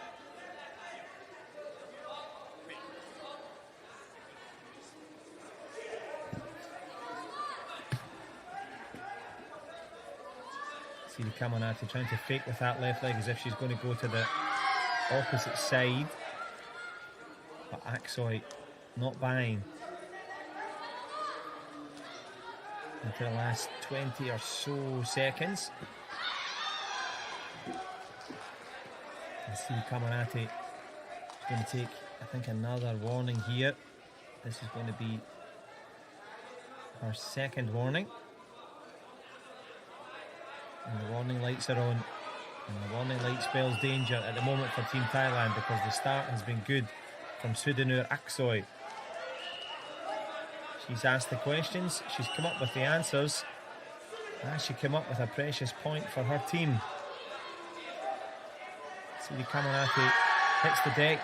Dead. She managed to hit up to the face there whilst down. Referee starts them up again, and that is going to be, despite that roundhouse kick attempt there for Siri Kamonate. Well, I'd almost finished too soon there on that coverage because Siri Kamonate got close, but Sudanur Aksoy puts one on the board for her team, and that is going to be a very strong finish there.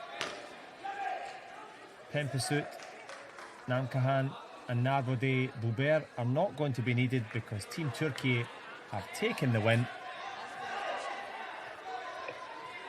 and they've done it in fine style.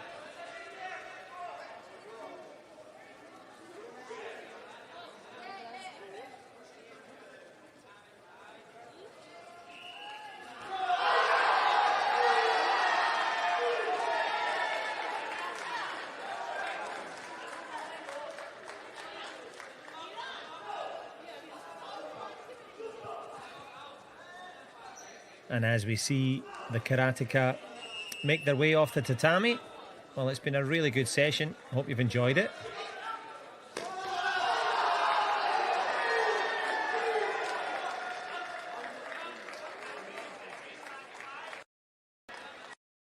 And that will bring to a close the quarter-final action here in Brasilia for the Team Kumite. Well, we've enjoyed plenty of the kata at the early stage of the session. We've enjoyed their the kumite as we come to the end of this session.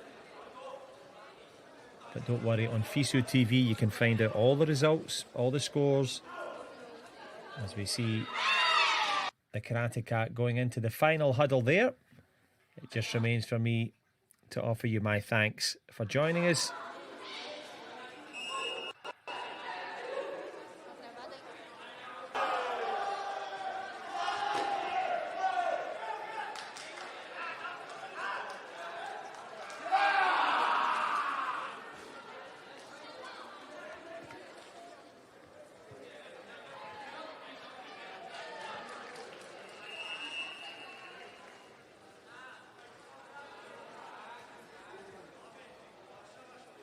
And I wonder here, we might actually get a little bonus. You can tell it is a little bit of a floating schedule,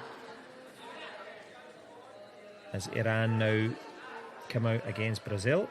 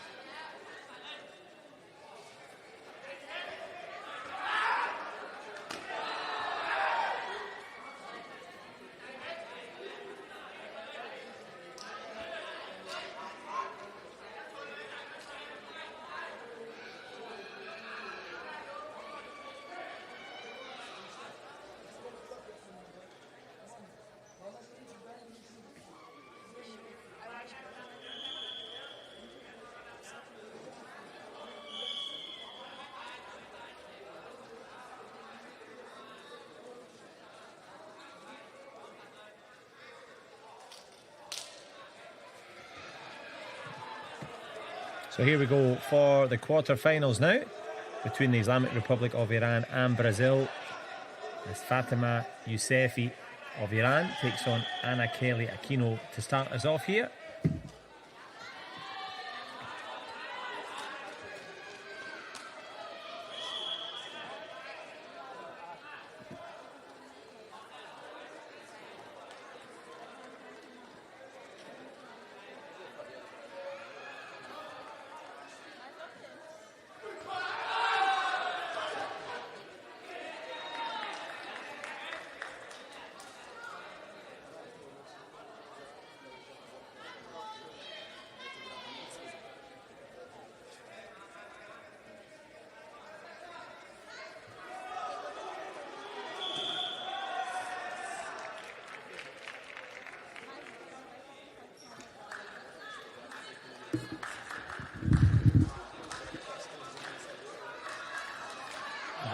Iranian fans trying to get their teammate going. And Fatima Yousefi changing the levels, and it's a different level because the Brazilians have been very, very good, particularly on the counter. It's going to be that first point, I think, there for Fatima.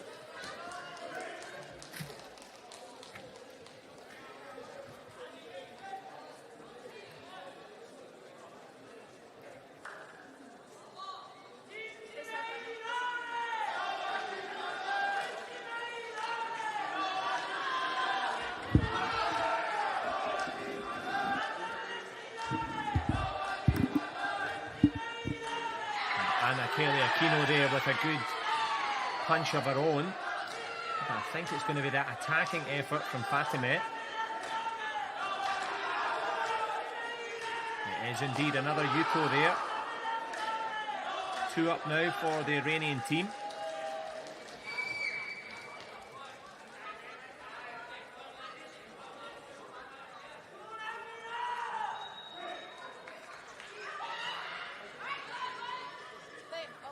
Well, no real sweep there, so not a clean technique. So I think there's going to be no score in that one. Yep, the referee gets them going again. Anakele Aquino will be keen to get one on the board as the Brazilian comes forward. Goes for the sweep, but good strength here from Fatima Yousefi. Controlling it well.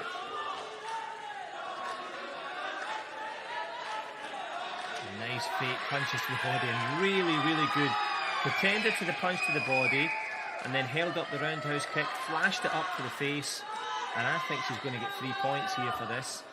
This would be well earned. Yes, indeed. The Ippon 3.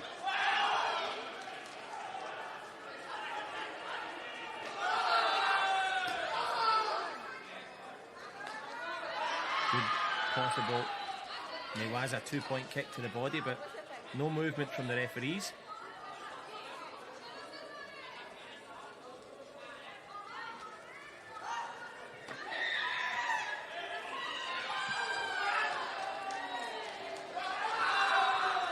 And is there going to be further movement on the score? 5 could become 6. Yes, the Yuko confirmed. Fatima Yousefi, a strong start for the Iranian team.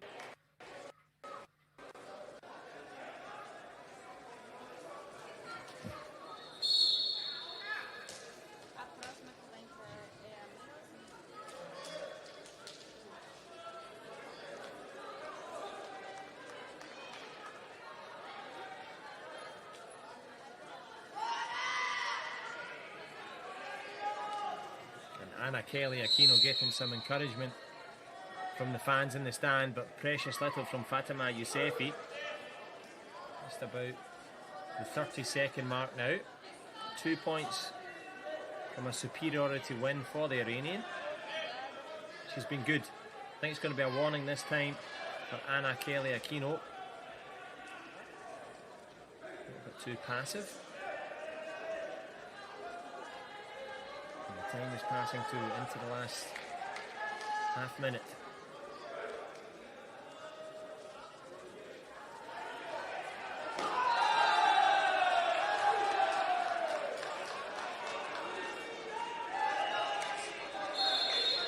And I think that's going to be the score that takes the first point on the board for Iran.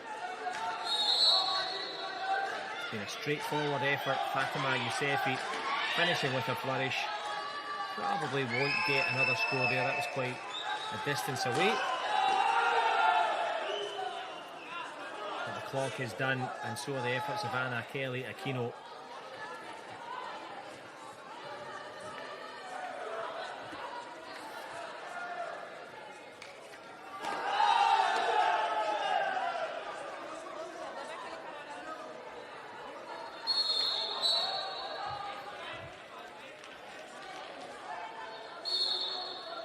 Yeah, a warning for the Brazilian, but the warning is immaterial. The strong start from Fatima Yousefi, very good indeed. And she puts the win on the board for Iran, the first one. And coming up next will be Satera Zeri against Rosiane de Oliveira.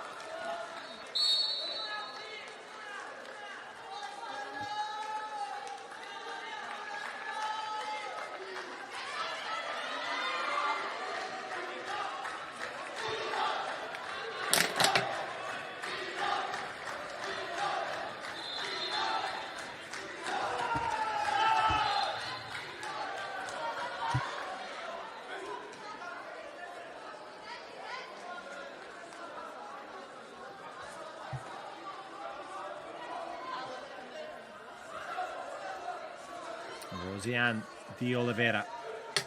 She's got the range, but she walks into one there. That looked like a really good shot from Satera. Is it going to be the full score for the kick to the head or just a warning.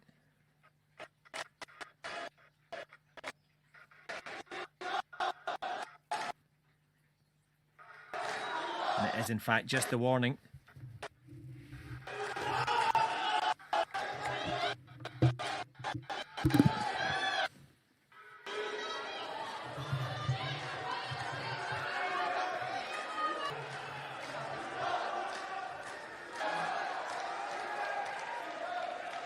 Andy Oliveira, the rangy figure, trying to pop that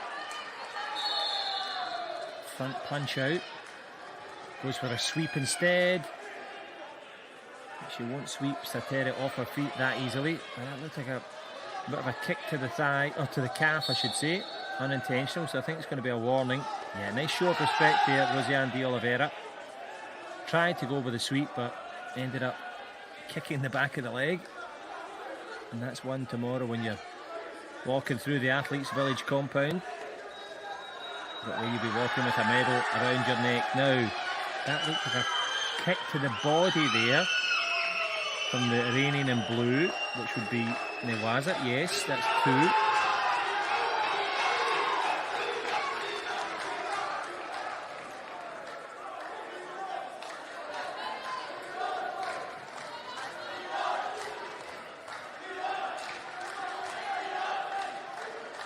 Rosiane de Oliveira still searching, looking for opportunities.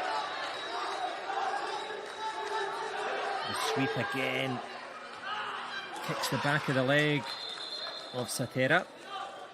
I think she's going to need a bit of medical help here. Just a bit of spray to the back of the calf. And sometimes you think, well, it didn't look too strong a kick. That's because it's not on us. But also when you're doing footwork, you're hopping up and down. It's no fun at all, despite the lack of intent from the Brazilian.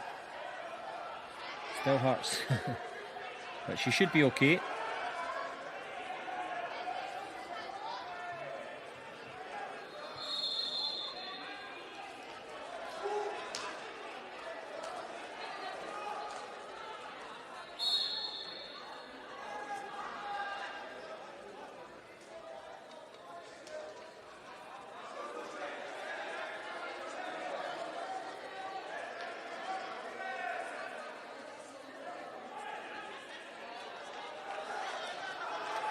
Well, the doctor's repairs complete. I'm sure Satera Zare will be able to complete herself in this one. Rosiane de Oliveira has 2 warnings on the board already. Is it going to be a third warning for a second kick to the back of the leg? Yes, it is. Unintentional, but still stings.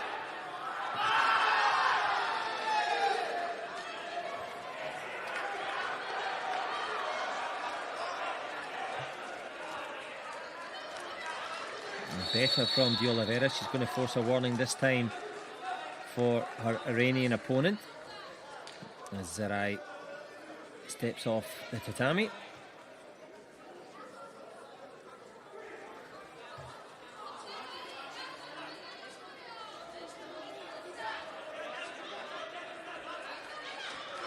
Good attempted double punch there. I think that's going to be enough for the Brazilian to put one on the board there. At least one of those has got to score.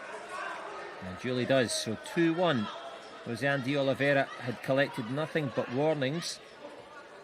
Now she's serving notice to Satera Zaire, as the referee does the same to the Iranian coach.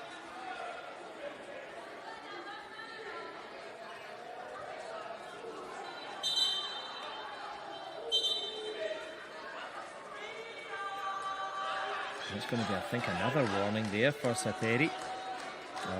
Satera, I should say. Satera Zare is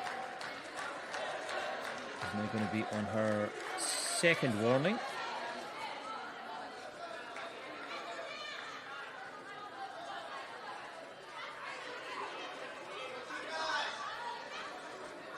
She's giving a bit of a chasing here to the Iranian is Rosiane de Oliveira. Has she found a shot there? I think she scored. I think she's going to get that punch there. She is. This is the closest contest we've had all day. 2-2 with just about 40 seconds. And I think it's befitting that they have a little chat with the head referee. Maybe just to fix the obi, the belt.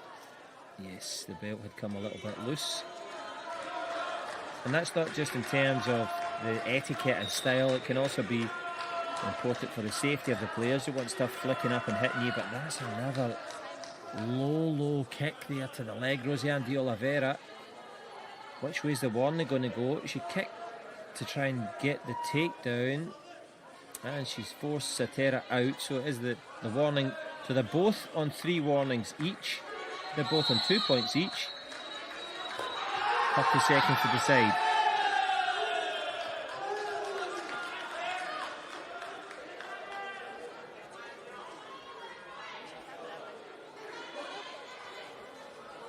The business end of the competition now. Rosiane de Oliveira. Again, this time going for the sweep on the other side. Well, I wonder if that is going to be another warning here. Yep. Didn't get to complete it in one continuous movement. She's on 4 warnings. Into the last 20 or so we go. Is that warning going to be the thing that separates them when it comes to the scores? There's no clean points of a difference. Until now, perhaps. That looked like a big punch there. Rosiane de Oliveira, has she taken a win for her team? Is she forcing a decider? That looks like it, you know. The big punch. Is there time? Satera Zarei coming forward, looking for a score of her own. Wow, did that score? I think it might have, you know. That could be tied up at 3-3. But with a virtue of half... Well, let's wait and see. Is it going to be the Yuko? If it is, it's going to be 3 points each. Or is it was it the Waza technique to the body? Did she get the leg up to score for the 2? She did. That was so fast, it was very hard to see. Rosiane de Oliveira and the Brazilian coaching team might be asking for a video review. But again, it was so fast. The Waza technique for 2 makes it 4-3 now in favour of Iran. And that's going to be enough, you know. Unless the 4th penalty for stepping out. No, I think there was no time left on the clock. Yes, the win. My goodness me. Shad Bosch, Iran. Satara Zarei takes the congratulations of her teammates there. That one was right to the wire for a spot in the semi-final. And talk about delivering top-class karate here. My goodness me. The closest combat so far. And it is the Iranian team that emerges victorious.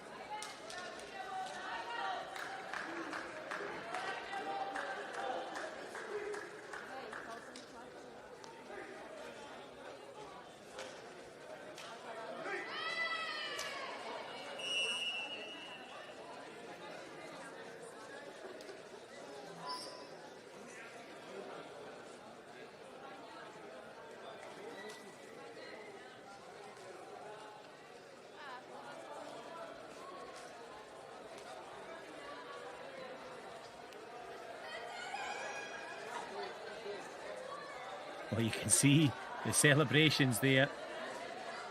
It's that fantastic feeling.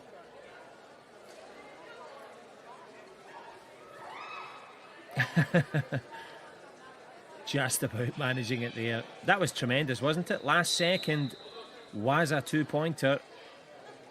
And a wonderful Waza it was. And it's going to be a wonderful conclusion as we move now towards the all-European affair, as France take on Spain.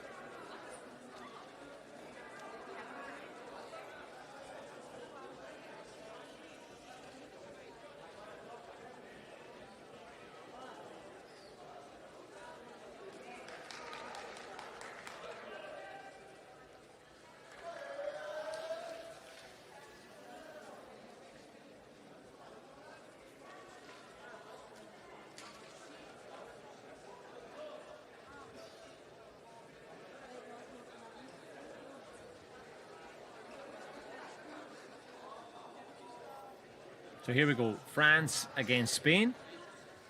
As Hiradoglu, well, it was listed as Hiradoglu, just a quick change there. Eva Hasbrook against Julia Just.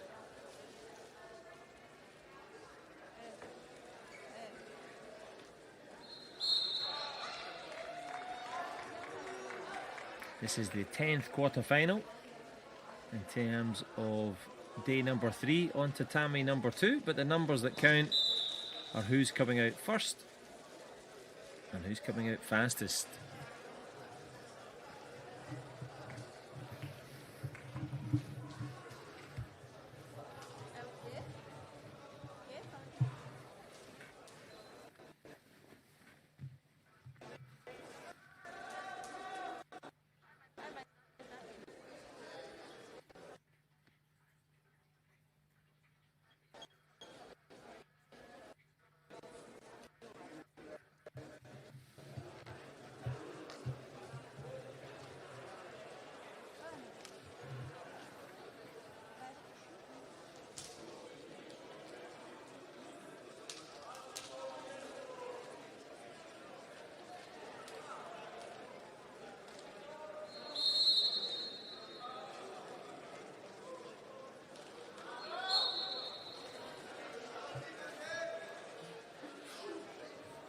So final bows of respect as Eva Hasbrook goes now against Julia Just.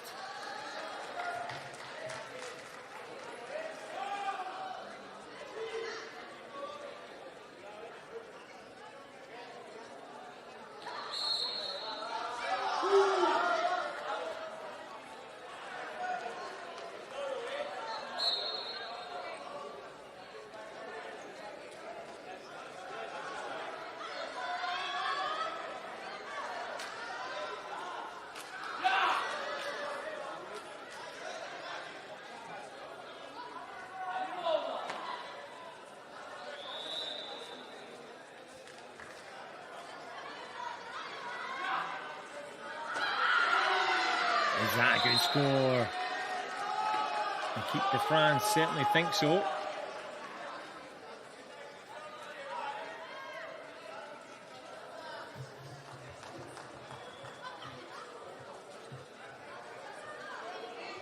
And the Spanish are happy too. They've got a Yuko of their own.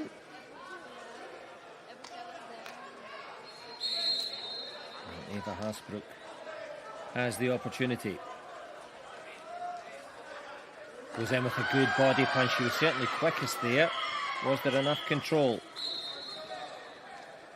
I think there was. That was excellent.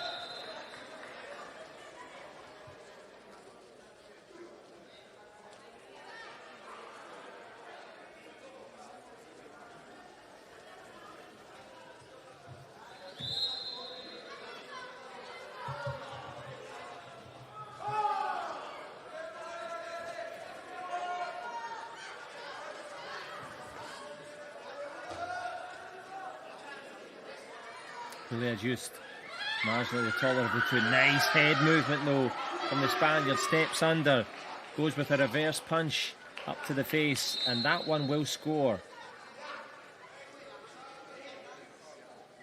Confirmation there. 2-2. Not the degree that they would all like. I'm sure they would all be aiming for a 2-1 or a first, but a 2-2 still counts.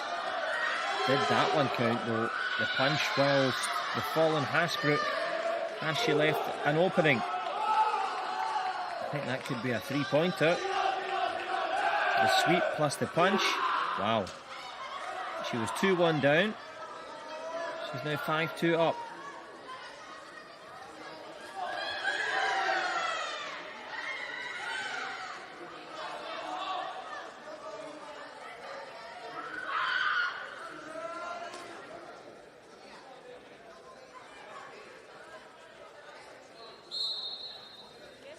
Just that warning for pulling down without the intent to do a technique.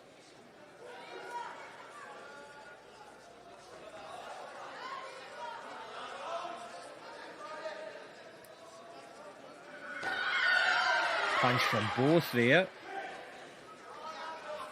I think the French karateka Eva Hasbrook has caught the attention of the judges first.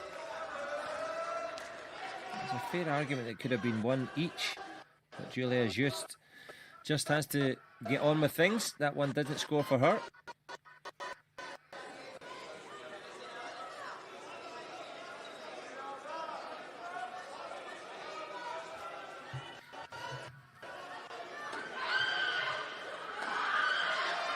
Oh, the big Kiai. Is it going to be the big score? I think there was one there for France, as Hasbrook has pulled it back, I think, to 1 point margin. Yep, she has.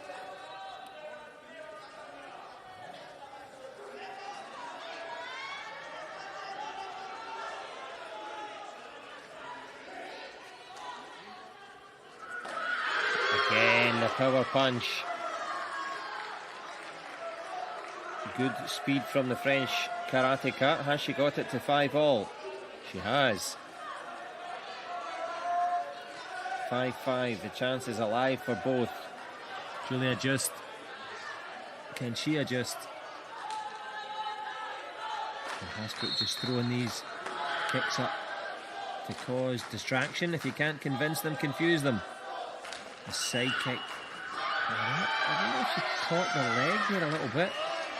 Did Julia just grab the leg, or did she catch it in time for that technique?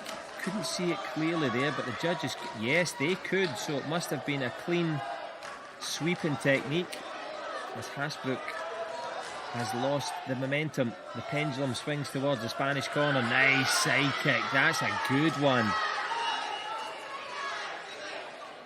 A Wizard of Awaza. 10-5.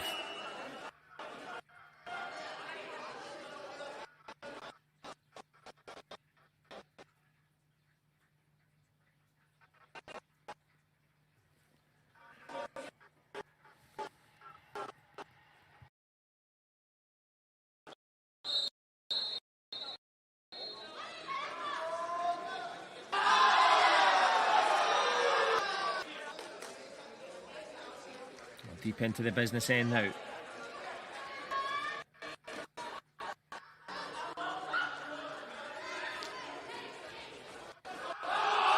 And she's done the business the whole time, Julia Just. I think she's created yet more momentum.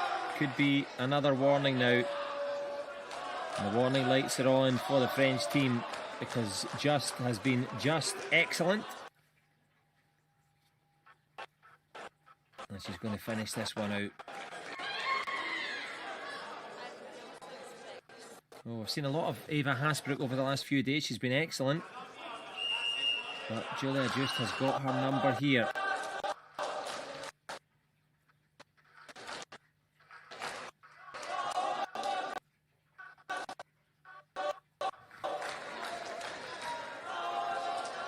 And that number is going to be 10-5.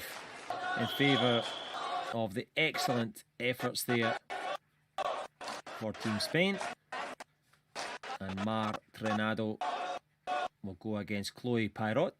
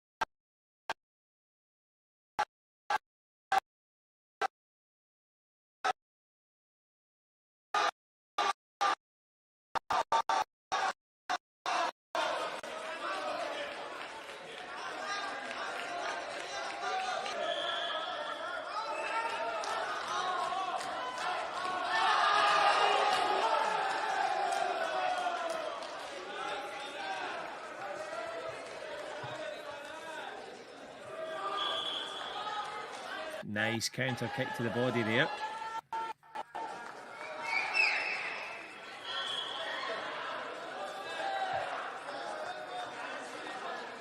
Chloe Parot against Martrinado. Yet to get a score on the board. Good punch this time though.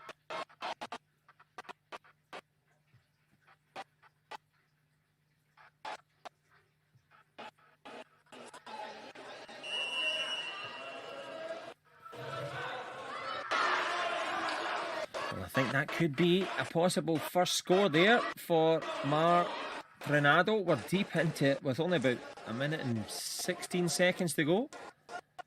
Still manages to get the score.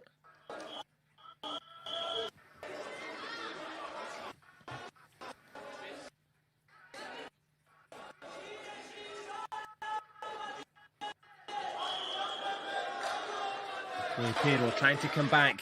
Has she forced an ippon? It looks like she has. The 3 points added for the French karateka. So there were no scores at all in the opening stages, and now 4 points on the board, the lion's share of them to the roaring success, Chloe Parot.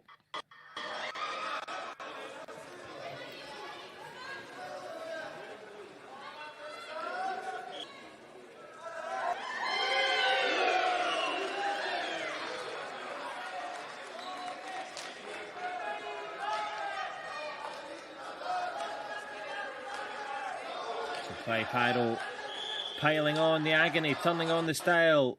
Back-to-back ippons. 6-1 gives French fans a smile. Martrinado. Can she respond?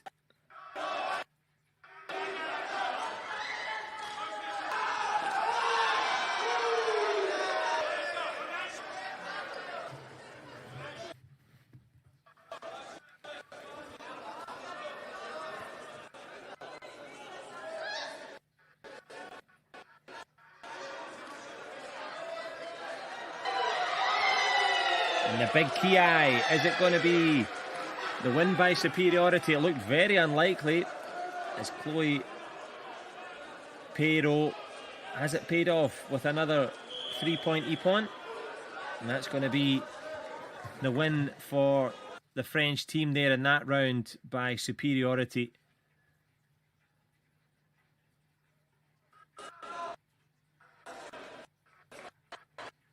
And well done to both. But of course, to Chloe Parot, excellent from her.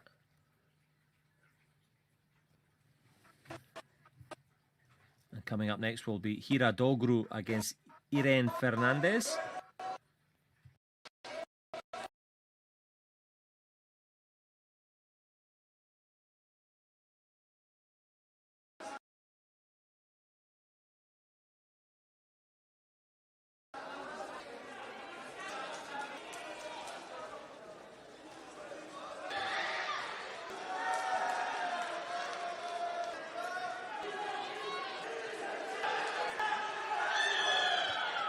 Dogru and Fernandez. Determination from Dogru. Can she find anything in terms of scores early in this one? Irene Fernandez has the expert movement. Can she keep it going?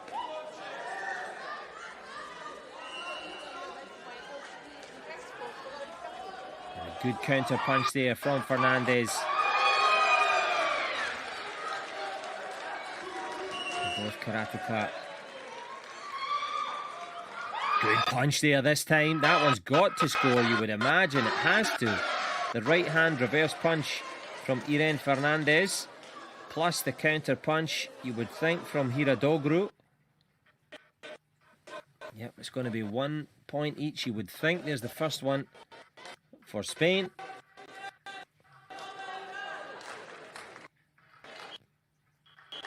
One for France as well.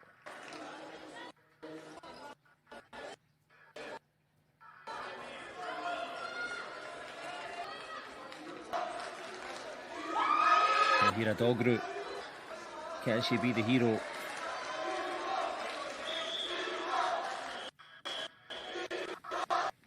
2-1 now for the French over the Spanish. And the judge just confirming there. All is well. There's a little conversation there with, I think, the Spanish coach and French coach, just to have that clear communication as to what is being given, if anything, but I think they'll just set them back underway. Check complete.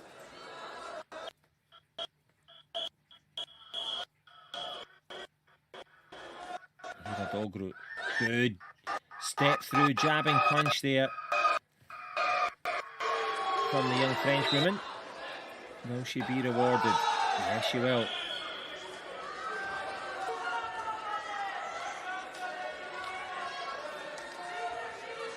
A change-up kick there, Irene Fernandez trying to create some confusion.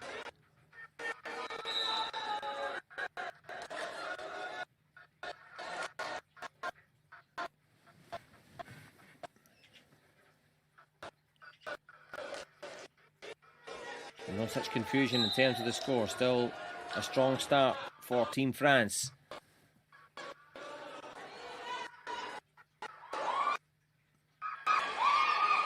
As they both hit the deck at the side of the tatami here. Dogru still 3-1 to the good.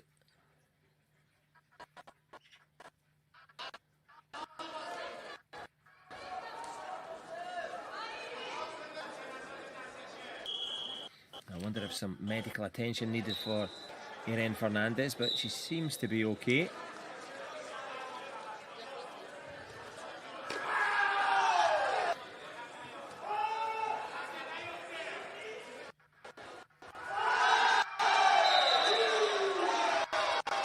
Which way will the decision go? Has Irene Fernandez found that punch to score? Yep, there's the Yuko confirmed. Moving towards the last minute now. Nice, that one could have been close, you know. Turning her back there, Hira Dogru. That was a really good roundhouse for Irene Fernandez. I think that's going to be a 3-pointer for the Spanish karateka. Yep. And Hira Dogru needs to keep her eyes on the prize here. Still time. Dogru dodging forward. Fernandez calm, up on her toes. Good punch there. And this will all kill the clock.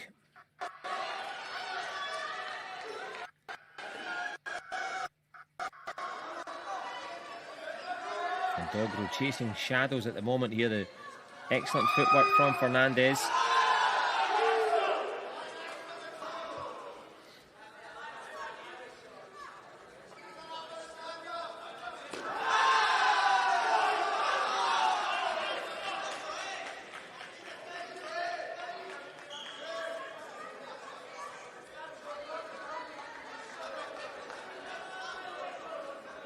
And they're ready to continue. That one landing a little bit low, but still plenty of time to go. Hira Dogru searching, trying to find Fernandez, but the Spaniards up close.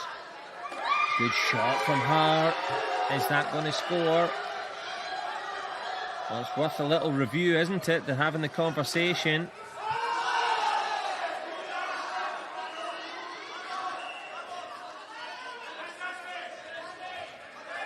What do you think yourselves at home? That one, to me, it was a clean technique, plenty of pop on it, plenty of control from Hira Dogru. Could this be a score? And if there's time, or a better time to do it, it's right now.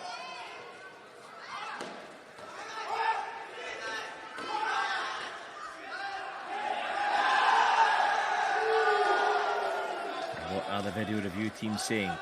Do they agree? Is it going to be the 1 point for Hira Dogru? It looked like a good punch. It is a good punch. The Yuko cuts it to a 1 point game. High tension. High scoring, but the merest of margins separate them. 1 point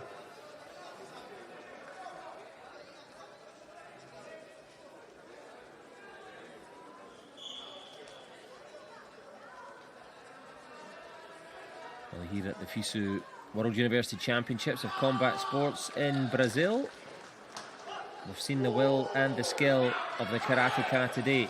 Dogru and Fernandez wait patiently.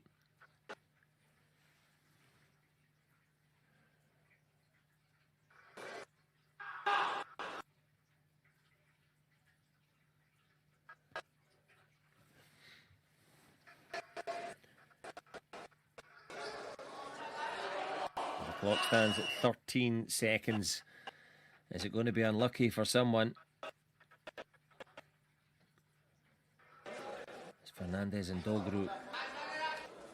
Wait, this is what they're reviewing here. You've got better eyes than I if you can see through there.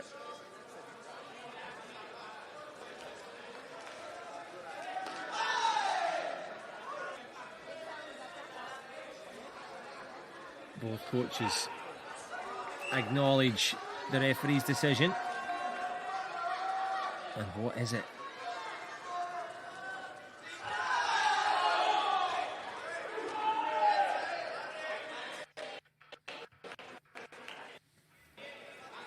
Five to 4, the score's on the board.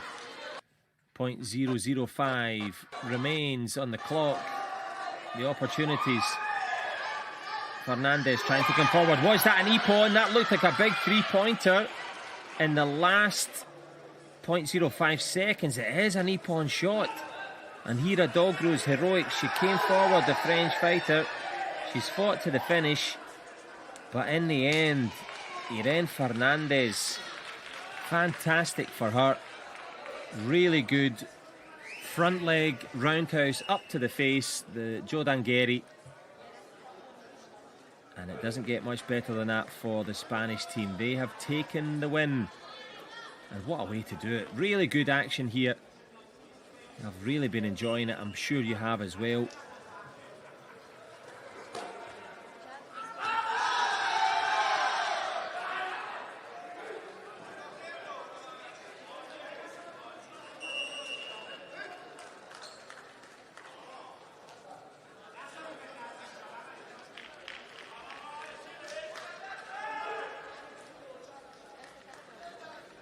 So the warm congratulations between all 6 karateka, but of course, felicidades for Spain. They have taken the win there.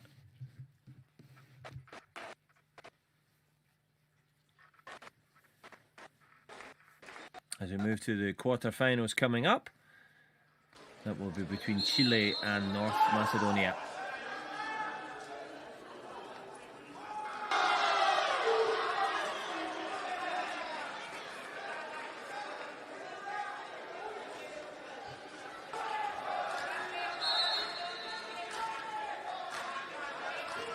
Well, apologies if you've been experiencing any kind of jumpy frame rate where you are.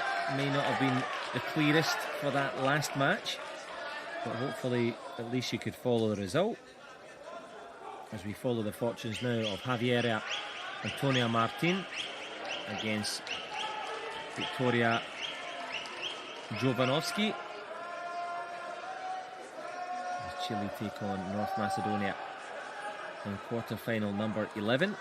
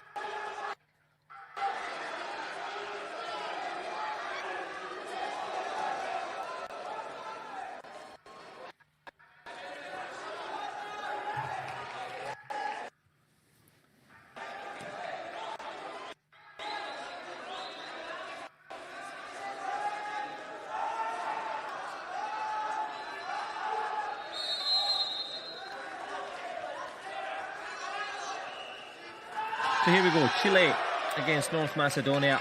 Javiera Antonia Martinez against Victoria Jovanovski to kick things off.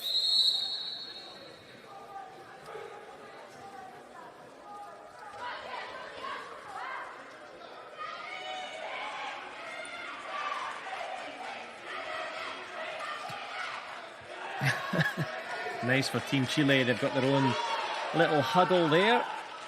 Pre-match routine complete.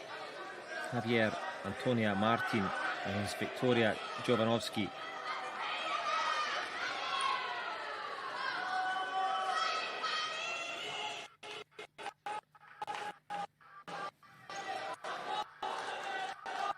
And there's a really good kick there.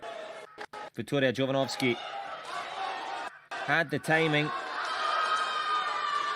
She's going to get the ippon as well.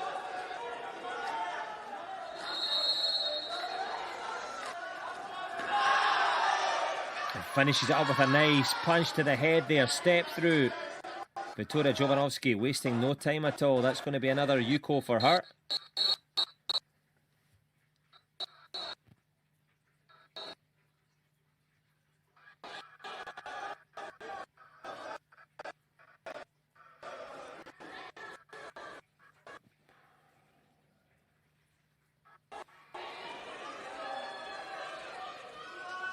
Both karateka there coming in at the same time. I think that was a punch apiece and a point apiece. That'll be 5-1 in favour of North Macedonia.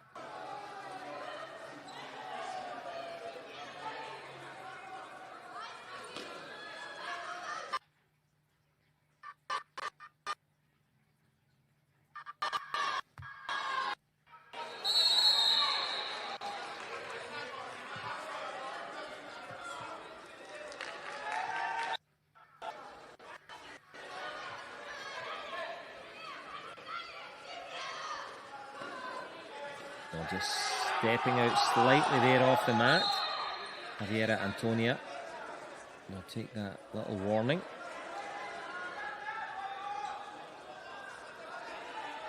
North Macedonia, a grab of the leg there up to the head. Attempted, that looked like a good 3-point effort. The ippon for Victoria Jovanovski. That could be her second really good roundhouse to the head. And it is 3 points. 8-1 now. And she follows it up with the same technique. The step through punch for Victoria Jovanovski. And followed by the side kick as well. Very good indeed. And that's going to be the win by superiority. Really good stuff there for Jovanovski.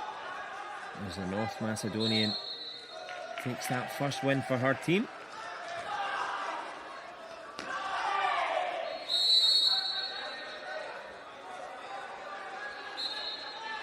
Valentina Sofia Flores goes against Rudina Aliu. And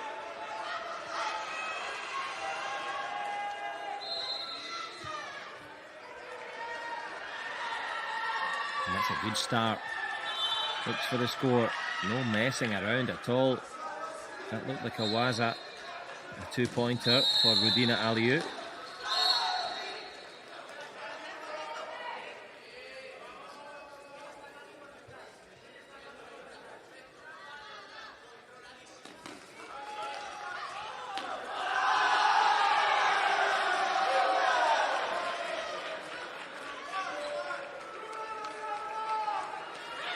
Good aggression there for Valentina Sofia Flores. A flurry of punches. And that good punch, I think, there landed cleanly from Rudina Aliu. North Macedonia have made quick work of these matchups, enjoying a height difference as the taller competitors, but punching up the way there. Another flurry from Flores, tries with the hooking kick. Nice punch though. Rudina Aliu sees it, scores it, lands it, claims it.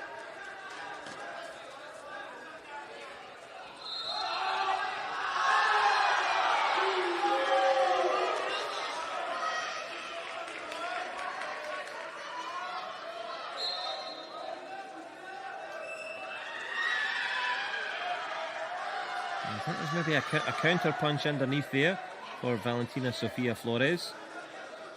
Aliu went over the top, but going underneath nicely, the Chilean.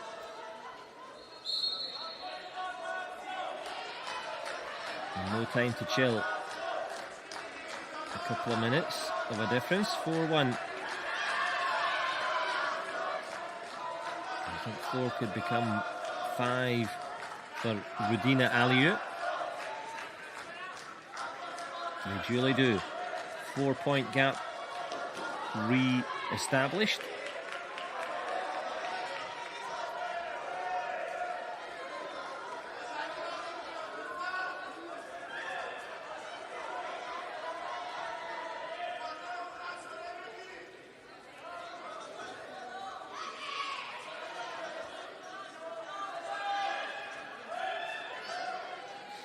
Good brace of punches there from Rudina Aliu. Trying to get at least one of them for North Macedonia. And it is indeed 6-1 now.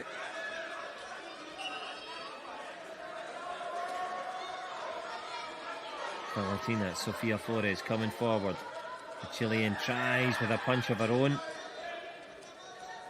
No real love from the judges, as Aliu, I think, is going to get another punch of her own there. This could be useful. 7-1. A couple of points away from a win by superiority for North Macedonia. Good punch again. That one's going to score. She's found a home for all of these shots.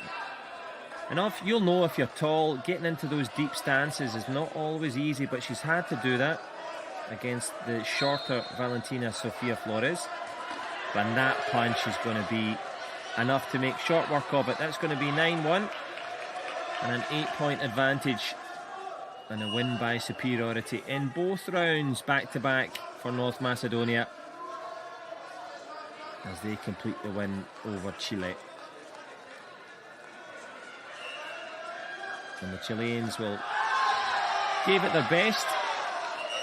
It's going to be a bit of a chill-out time now for North Macedonia.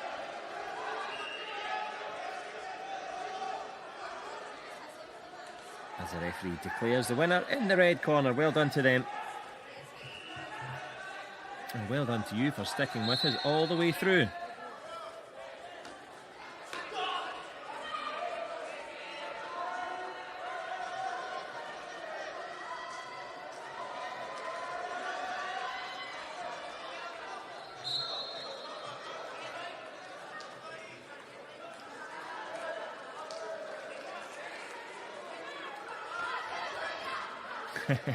North Macedonia going through their little celebration ritual. Well, the Chileans came in with a stamp at the start of that one, but stamping their authority was North Macedonia there.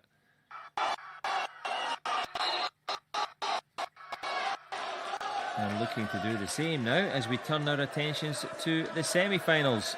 Iran against Turkey. Athena Mahbub Bashar against Buse Kilik. We'll kick things off.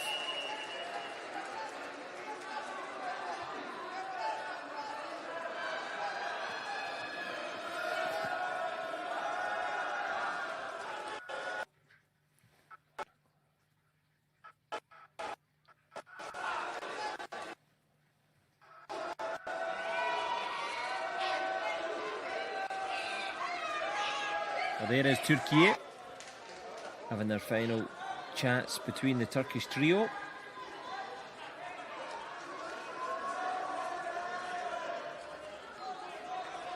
And the Iranians getting ready in the blue corner. There they are. Final discussions amongst them. Can they make it into the final? Athena Mahbub Bashar will cut things off as Buse Kilik does the same for Turkey.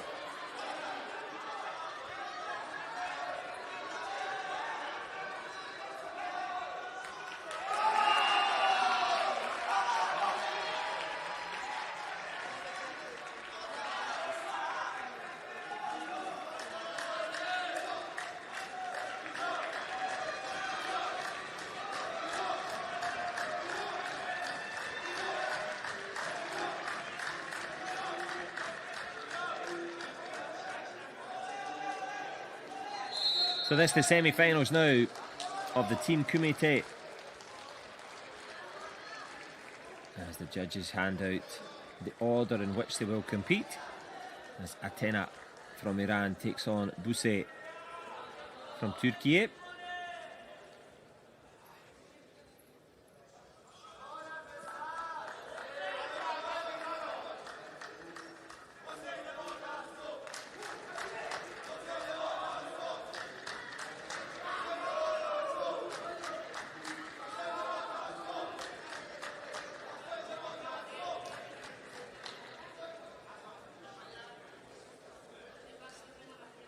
And the pleasantries and etiquette complete.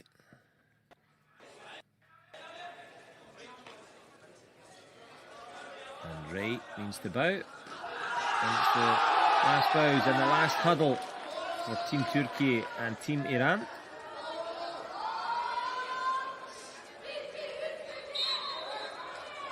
Well, these are lovely memories. Of course, we look at it in a sporting context, of scoring points and trying to win big medals, but teammates for life, and these are lifelong memories. Can they make an even better start now for their respective nations?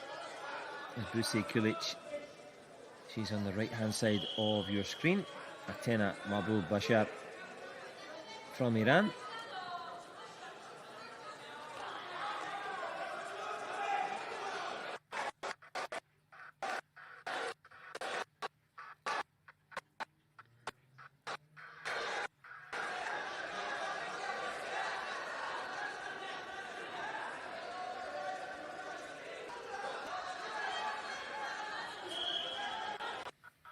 Just slightly overreaching there was the Iranian Athena. I think she left a space for Buse Kulic. And yes, indeed, that counter punch, the reverse punch, was perfectly timed by the Turk.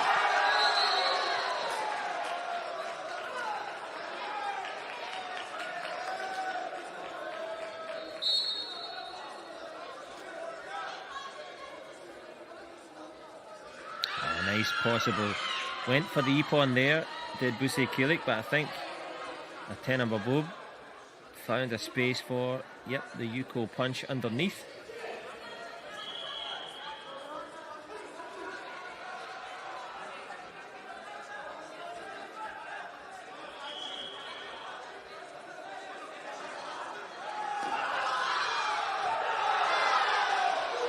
And circling is Kulic. Athena Mahbub holding stock steady in the centre. And the longer legs and limbs. Can she get that reach advantage? Or can she turn it to her advantage? Buse Kulic steps round. The referee will be looking at this for a bit of passivity perhaps.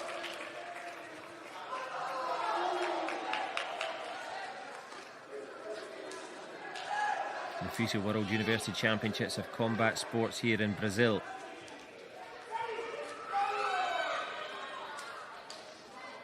I think it's going to be a warning for, is it holding or stepping out? Warning there for Buse Kulic.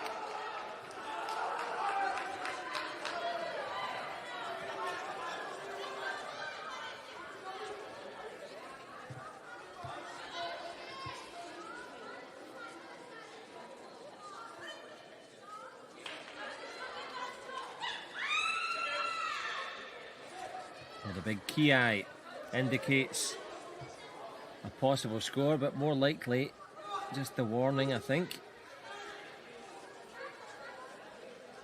Red light warning for the fighter in red, Buse Kulic. She has a couple of admonishments from the referee so far.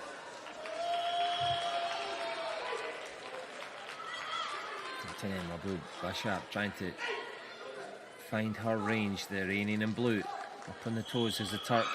The punch just seemed to slip over the shoulder. That hook kick though, I wonder if it's after the referee had said stop. There was a big cheer anyway, but no, it was after the referee had said stop, so we're back underway.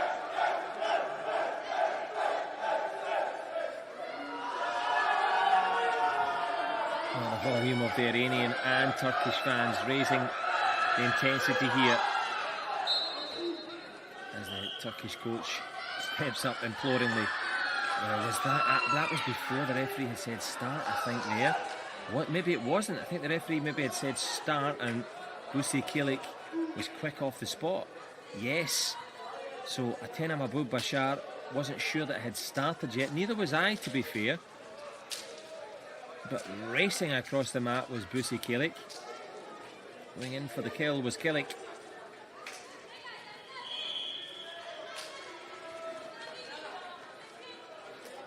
A little chat there with the Turkish coach just to stay calm and quiet. That could be the Yuko confirmed, yes. So the quick thinking there of Buse Kilik.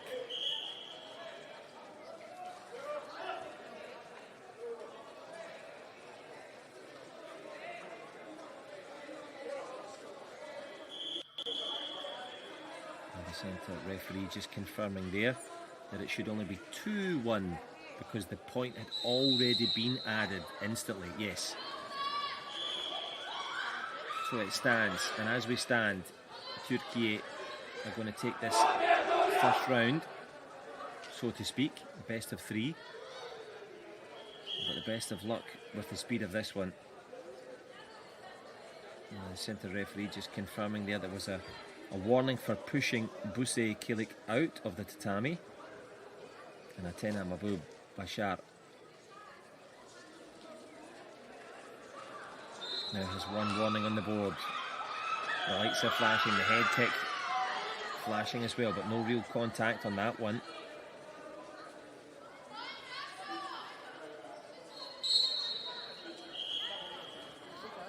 And the second warning confirmed here.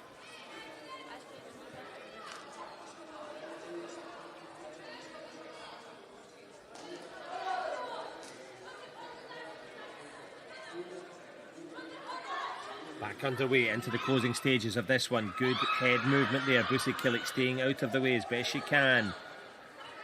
Atena Mahbub Bashar trying to land the big shot in the end. Is it going to be another warning? It will be. This time, I think there's 4 warnings for Atena Mahbub Bashar, and Buse Kilik now also, I think 1, 2, 3, 4 as well. Yes, so danger zone. But 0.04. Now, was there enough time there? I think Team Turkey are going to take that first win by the very, very merest of margins. Atena Mahbub Bashiri gave her best, but couldn't quite get it done. Farnush Nursobi from Iran comes in now against Sudanur Aksoy. I've been very taken by the speed of Sudanur Aksoy, and she's going to need all of it now.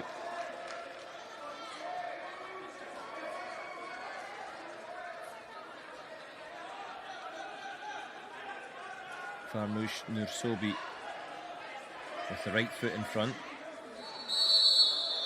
Sudanur Aksoy with the opposite, and that has helped her as she setting herself up nicely for that reverse punch. The right hand punch is the calling card of Aksoy.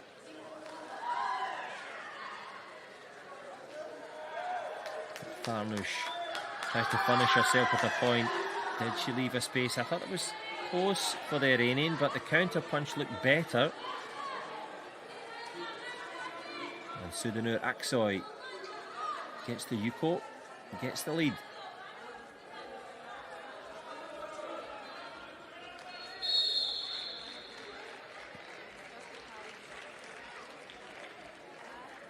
This, of course, for a spot in the final.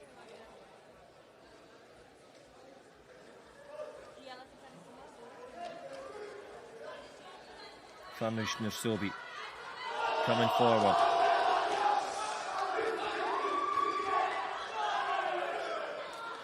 Couldn't quite get the technique selected there. There might have been an opportunity for a leg sweep there, but just creating the penalty instead for Sudanur Aksoy.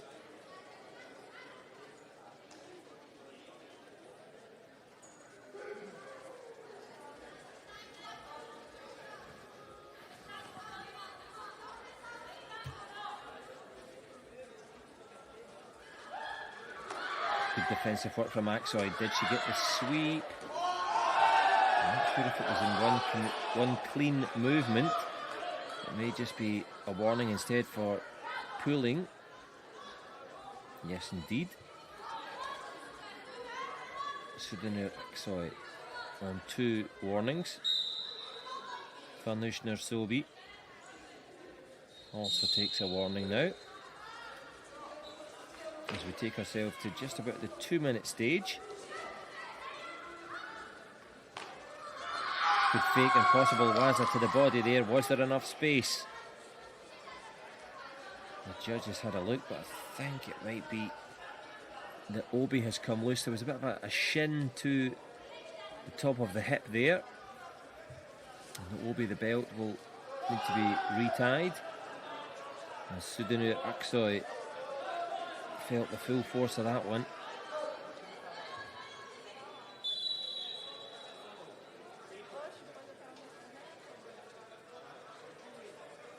I hope she's okay. The medical team are there. I think it was, you can get winded when you get these shots. You're coming in as the opponent's attacking, and that looked to be a shin or a knee just under the ribs. No fun at all. So we'll do the running repairs for Aksoy, but I'm sure she'll be okay to continue.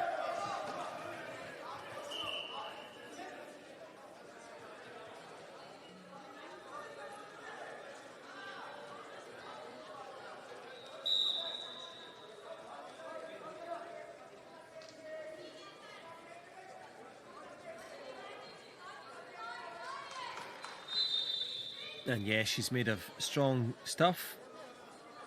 The Turk is tough, and she's ready to go. She'll just reapply the Obi, the belt.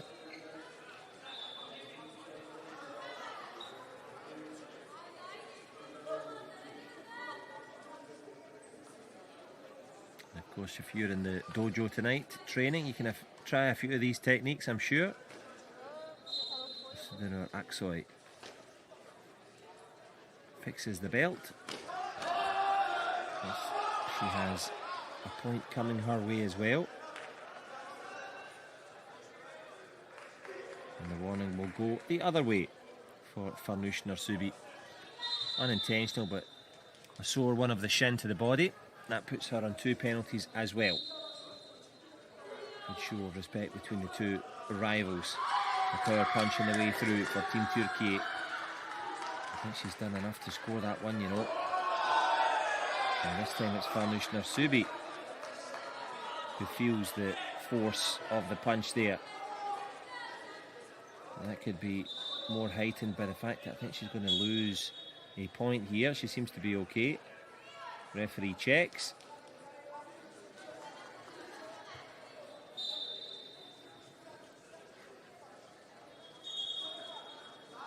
Gives the warning there for the excessive power punch for Sudhanu Aksoy, who's now on 3 warnings.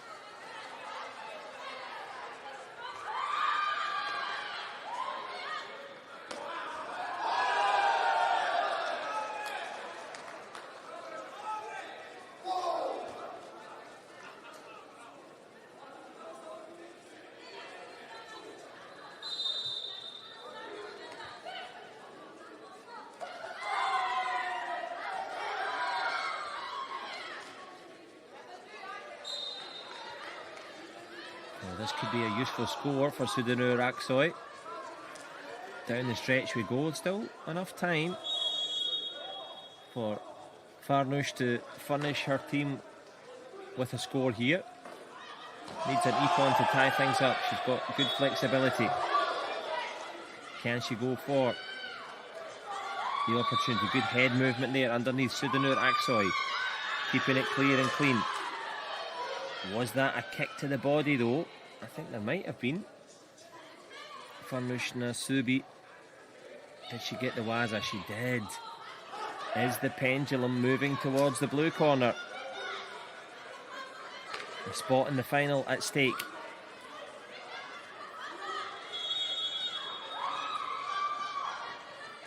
Oh, that could be good, you know. Farnoosh Nursobi. Did she find the space? Or did she grab too much there. Maybe she was holding as she did that head kick. Yes, she was. So I think that's going to put her on to 4 warnings. 3 warnings in the red corner, 4 in the blue. As both chase a spot in the final. That looked like a nice punch there from Sudanur Aksoy.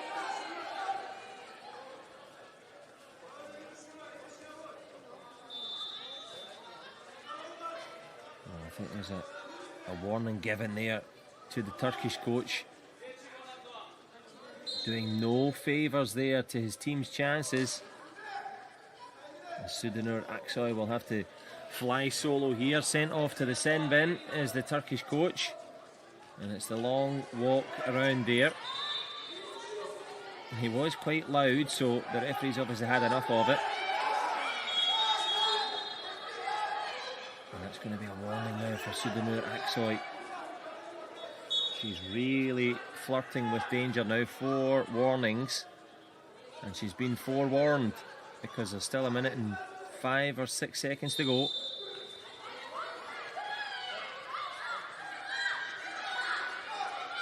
And her teammates are now having to coach her through this one because it's getting quite tense. As one of the karateka from the corresponding tatami flies in here. Farnoosh Nursubi trying to make sure that she can create a real close contact. Good punch there on the way through. Time ticking. Half a minute to go. And was that a Waza technique to the stomach, or was it too hard? The Yuko counter perhaps for Sudanur. Wow, she's hanging tough here. 4-2 with half a minute.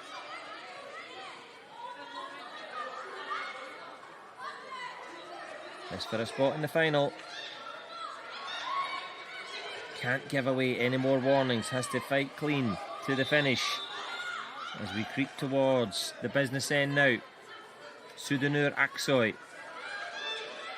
Can she overcome Farnoosh Nursubi? The Iranian, to her credit, goes with a punch to the head. Doesn't land. Kick to the body maybe there, but not a clean technique, I would say.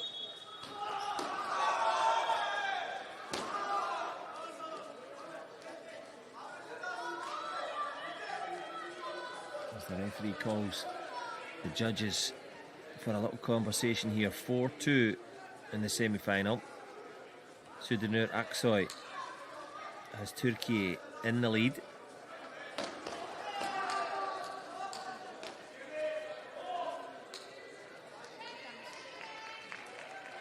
I wonder which way the warning will go. Yes, a warning to Iran. Farnoosh Nursubi is going to drop that round there. That's her 5th warning yet. There's confirmation between the two, and that for Sudanur Aksoy and her teammates, minus their coach. Talk about being self-coaching. The Turkish trio take a big trip to the final here. Great performance for them. Farnoosh Nursubi and her cohort from Iran did their best. But in the end, Fatima Yousefi and Nurbade Bouber will not be needed to compete because confirmation in a very keenly contested combat. The winners are Turkey in this one. Can they get it done in the final? They wanted to do a little celebration. They've stamped their authority there. Who's going to join them? We get to find out. North Macedonia and Spain coming up next. Gresa Mustafi and Eva Otero Lonego will kick things off. Reunited with their coach, who's back off the naughty step. I'm sure he'll be allowed to join back in for the final. As Team Turkey troop away in unison. As we turn our attention now to the last semi-final.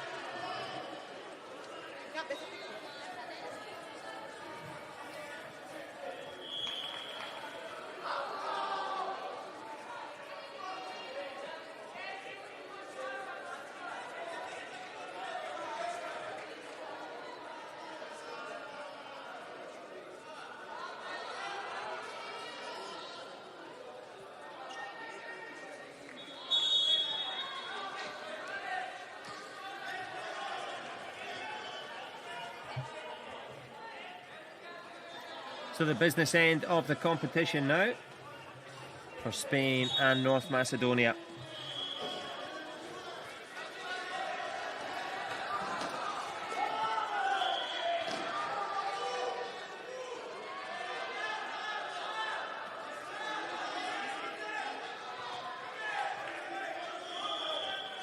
There's the North Macedonia trio. Gresa Mustafi will literally kick things off for them. Eva Altera Luengo on the alternate side of the mat, and all we need now are the referees, and here they come.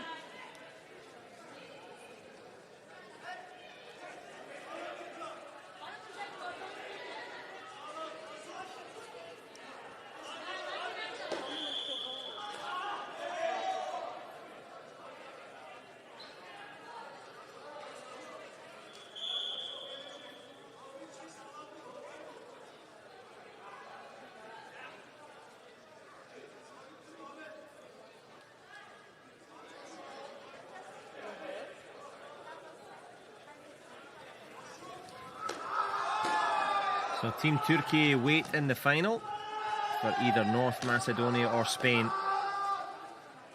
as the Karate Kumite in the women's team competition comes to a climax now.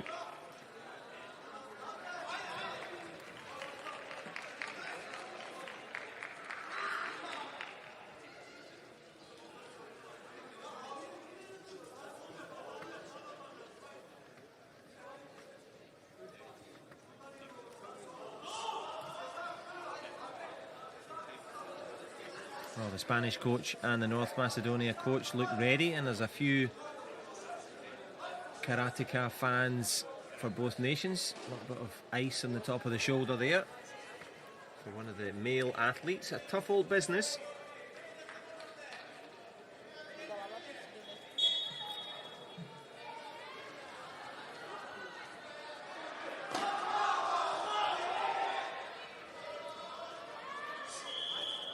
And there they are, Team Spain as well, giving their full encouragement.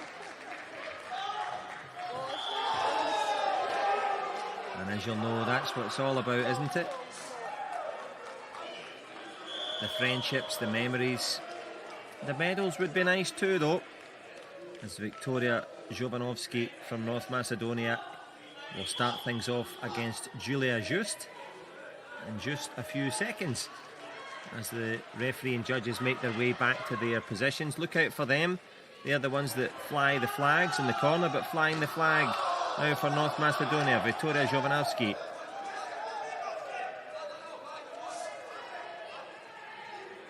Against Julia Just, as Team Turkey wait in the final.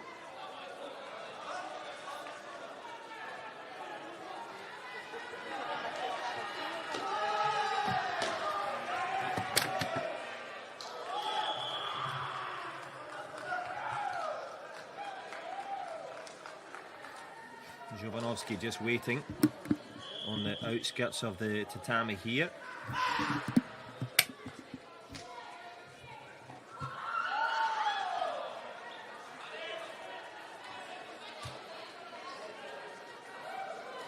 And Julia Just starting things off for Spain in the semi-final. That looked like a reasonable kind of counter side kick there.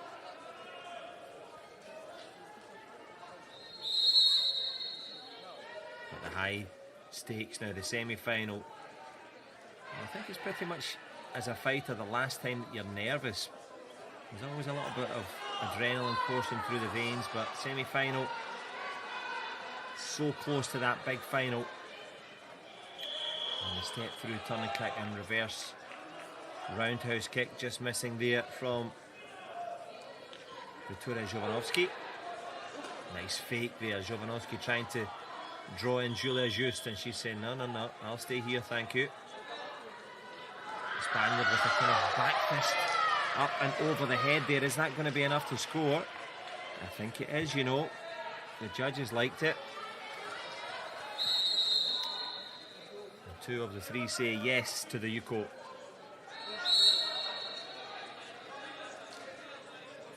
And that little Senshu means that she can sense she has scored first.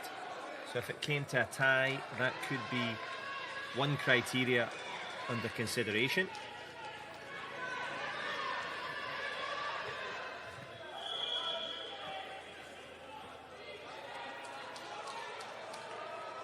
Wiktoria Jovanovski yet to get going. That was a really super quick from Julia Just. Straight off the spot and straight into the face there. That's going to be another point for the Spanish team.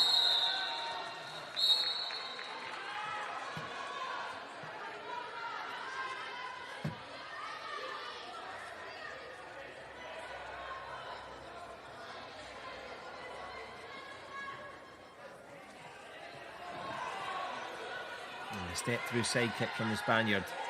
Just controlling the distance. Wiktoria Jovanovski a little bit tentative so far, understandable. Can't get her distance right. That's good to the good movement of Just. Although that was better there from the North Macedonian. Did she get that punch? Yeah, I think she did.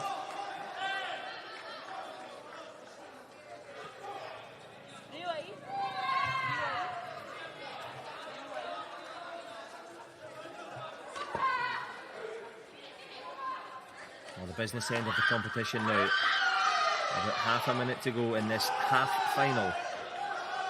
Julia Just. Has she done enough here? The clock ticking. Also, Team Turkey will be watching. They're already in the final. Could be a warning for Jovanovski. Just pushing and pulling, trying to get some space there. Yeah, pushing is the call. We push towards the business end now. Is that going to be a decisive score for Spain? This Yuko could make it 3-1. Jovanovski would need an Ippon score to win, or a Waza to equal it up. Her concentration was just a little bit off there. Jovanovski, she was looking at the scoreboard. Did she pay enough attention in time? Julia Just using that footwork, stays in Just, does justice to the Spanish team. Good win for her. 1 on the board for España. Unlucky there, Wiktoria, but it is victory in that one for Spain. As Insaf Bentama for Spain takes on Rudina Aliu.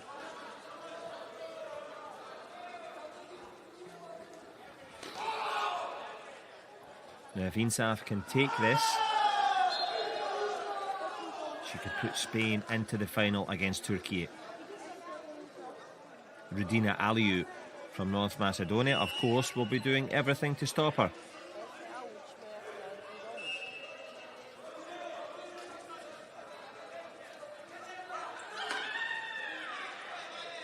The battle for the correct distance commences. The leg and arm length don't change during the match, hopefully, of course. But the distance between the two, karateka does. You've got to control it.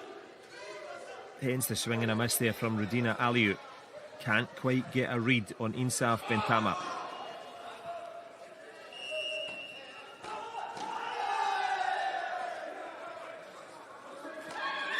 Referee gives the first kind of polite warning there. The next one you would imagine would be for passivity. And there is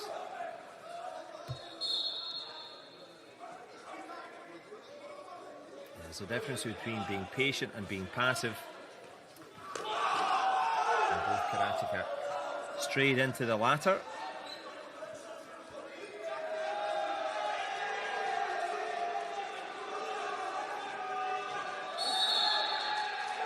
That flicking roundhouse kick up the stairs from Insaf Bentama and Chodan Geri.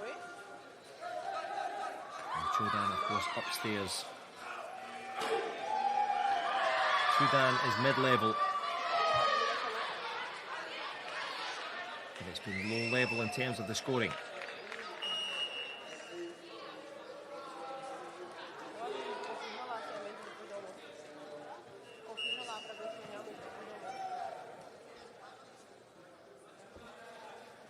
Well, the tension now. Spain took the first round. If they take this one, they'll be into the final. Rudina Aliu, the North Macedonian in blue. Good punch there, I thought. And that looked like a good reverse punch there from Rudina Aliu. Will it be rewarded? Looks like it. Yep, there is the Yuko, the 1 point score, plus the Senshu. First to score advantage for North Macedonia. A minute to go or so.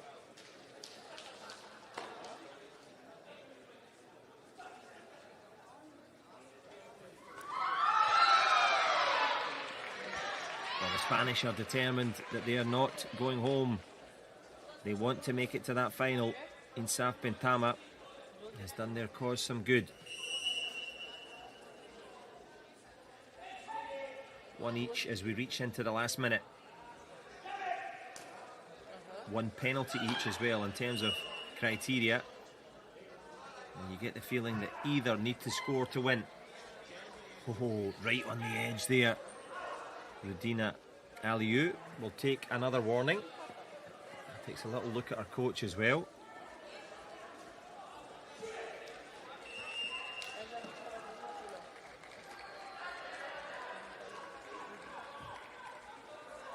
Because of the high stakes here, they're just confirming the warning, I imagine. Yes, there we go.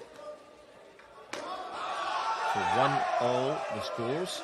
2-1 in terms of warnings for Rudina Aliu. North Macedonia also one round down as we round down towards just about the last 30 seconds now. Good jab attempt there, Insaf Bentama with that leading punch. The Oizuki. Then changes to the reverse punch to the body. That looked like a score, you know, that could be huge for Spain. Insaf Bentama finds the score, 2-1. Rudina Aliu in blue, can she try and find an answer? Or they'll be singing the blues back in North Macedonia. Needs a score. Does she get it, or is it the counter? I think there was a good counter there for Insaf Bentama. Is it going to be the Waza 2-pointer? It is. That is enormous. The 2-pointer could make it 2 wins back-to-back for Spain and put them into the final. Rudina Aliu needs an Ippon, needs a 3-pointer. Goes for the kick to the head. But the fighter in red instead will take the warning.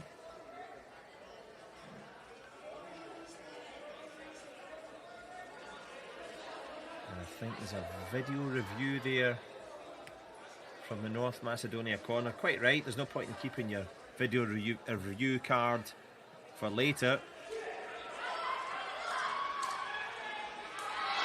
But later doesn't come for North Macedonia. It's going to be Spanish success. 2 wins. And they've been too good. And they're going to make their way into the final. And the team Kumite, it's a Kumite meeting between Spain and Turkey.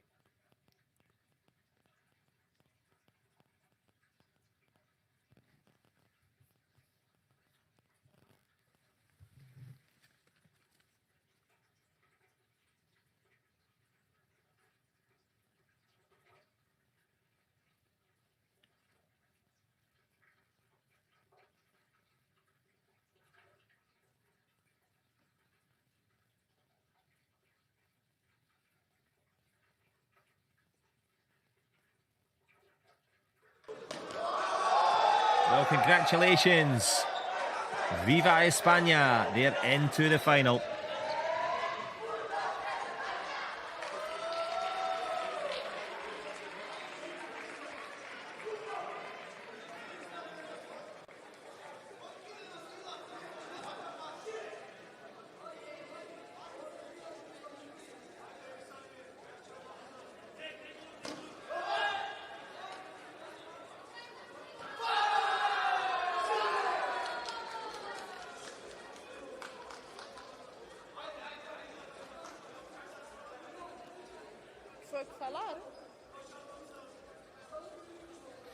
Well, that completes the semi-final action here in the women's kumite. Of course, Team Turkey just finished, so they'll be catching their breath. The Spanish will be catching them in the final.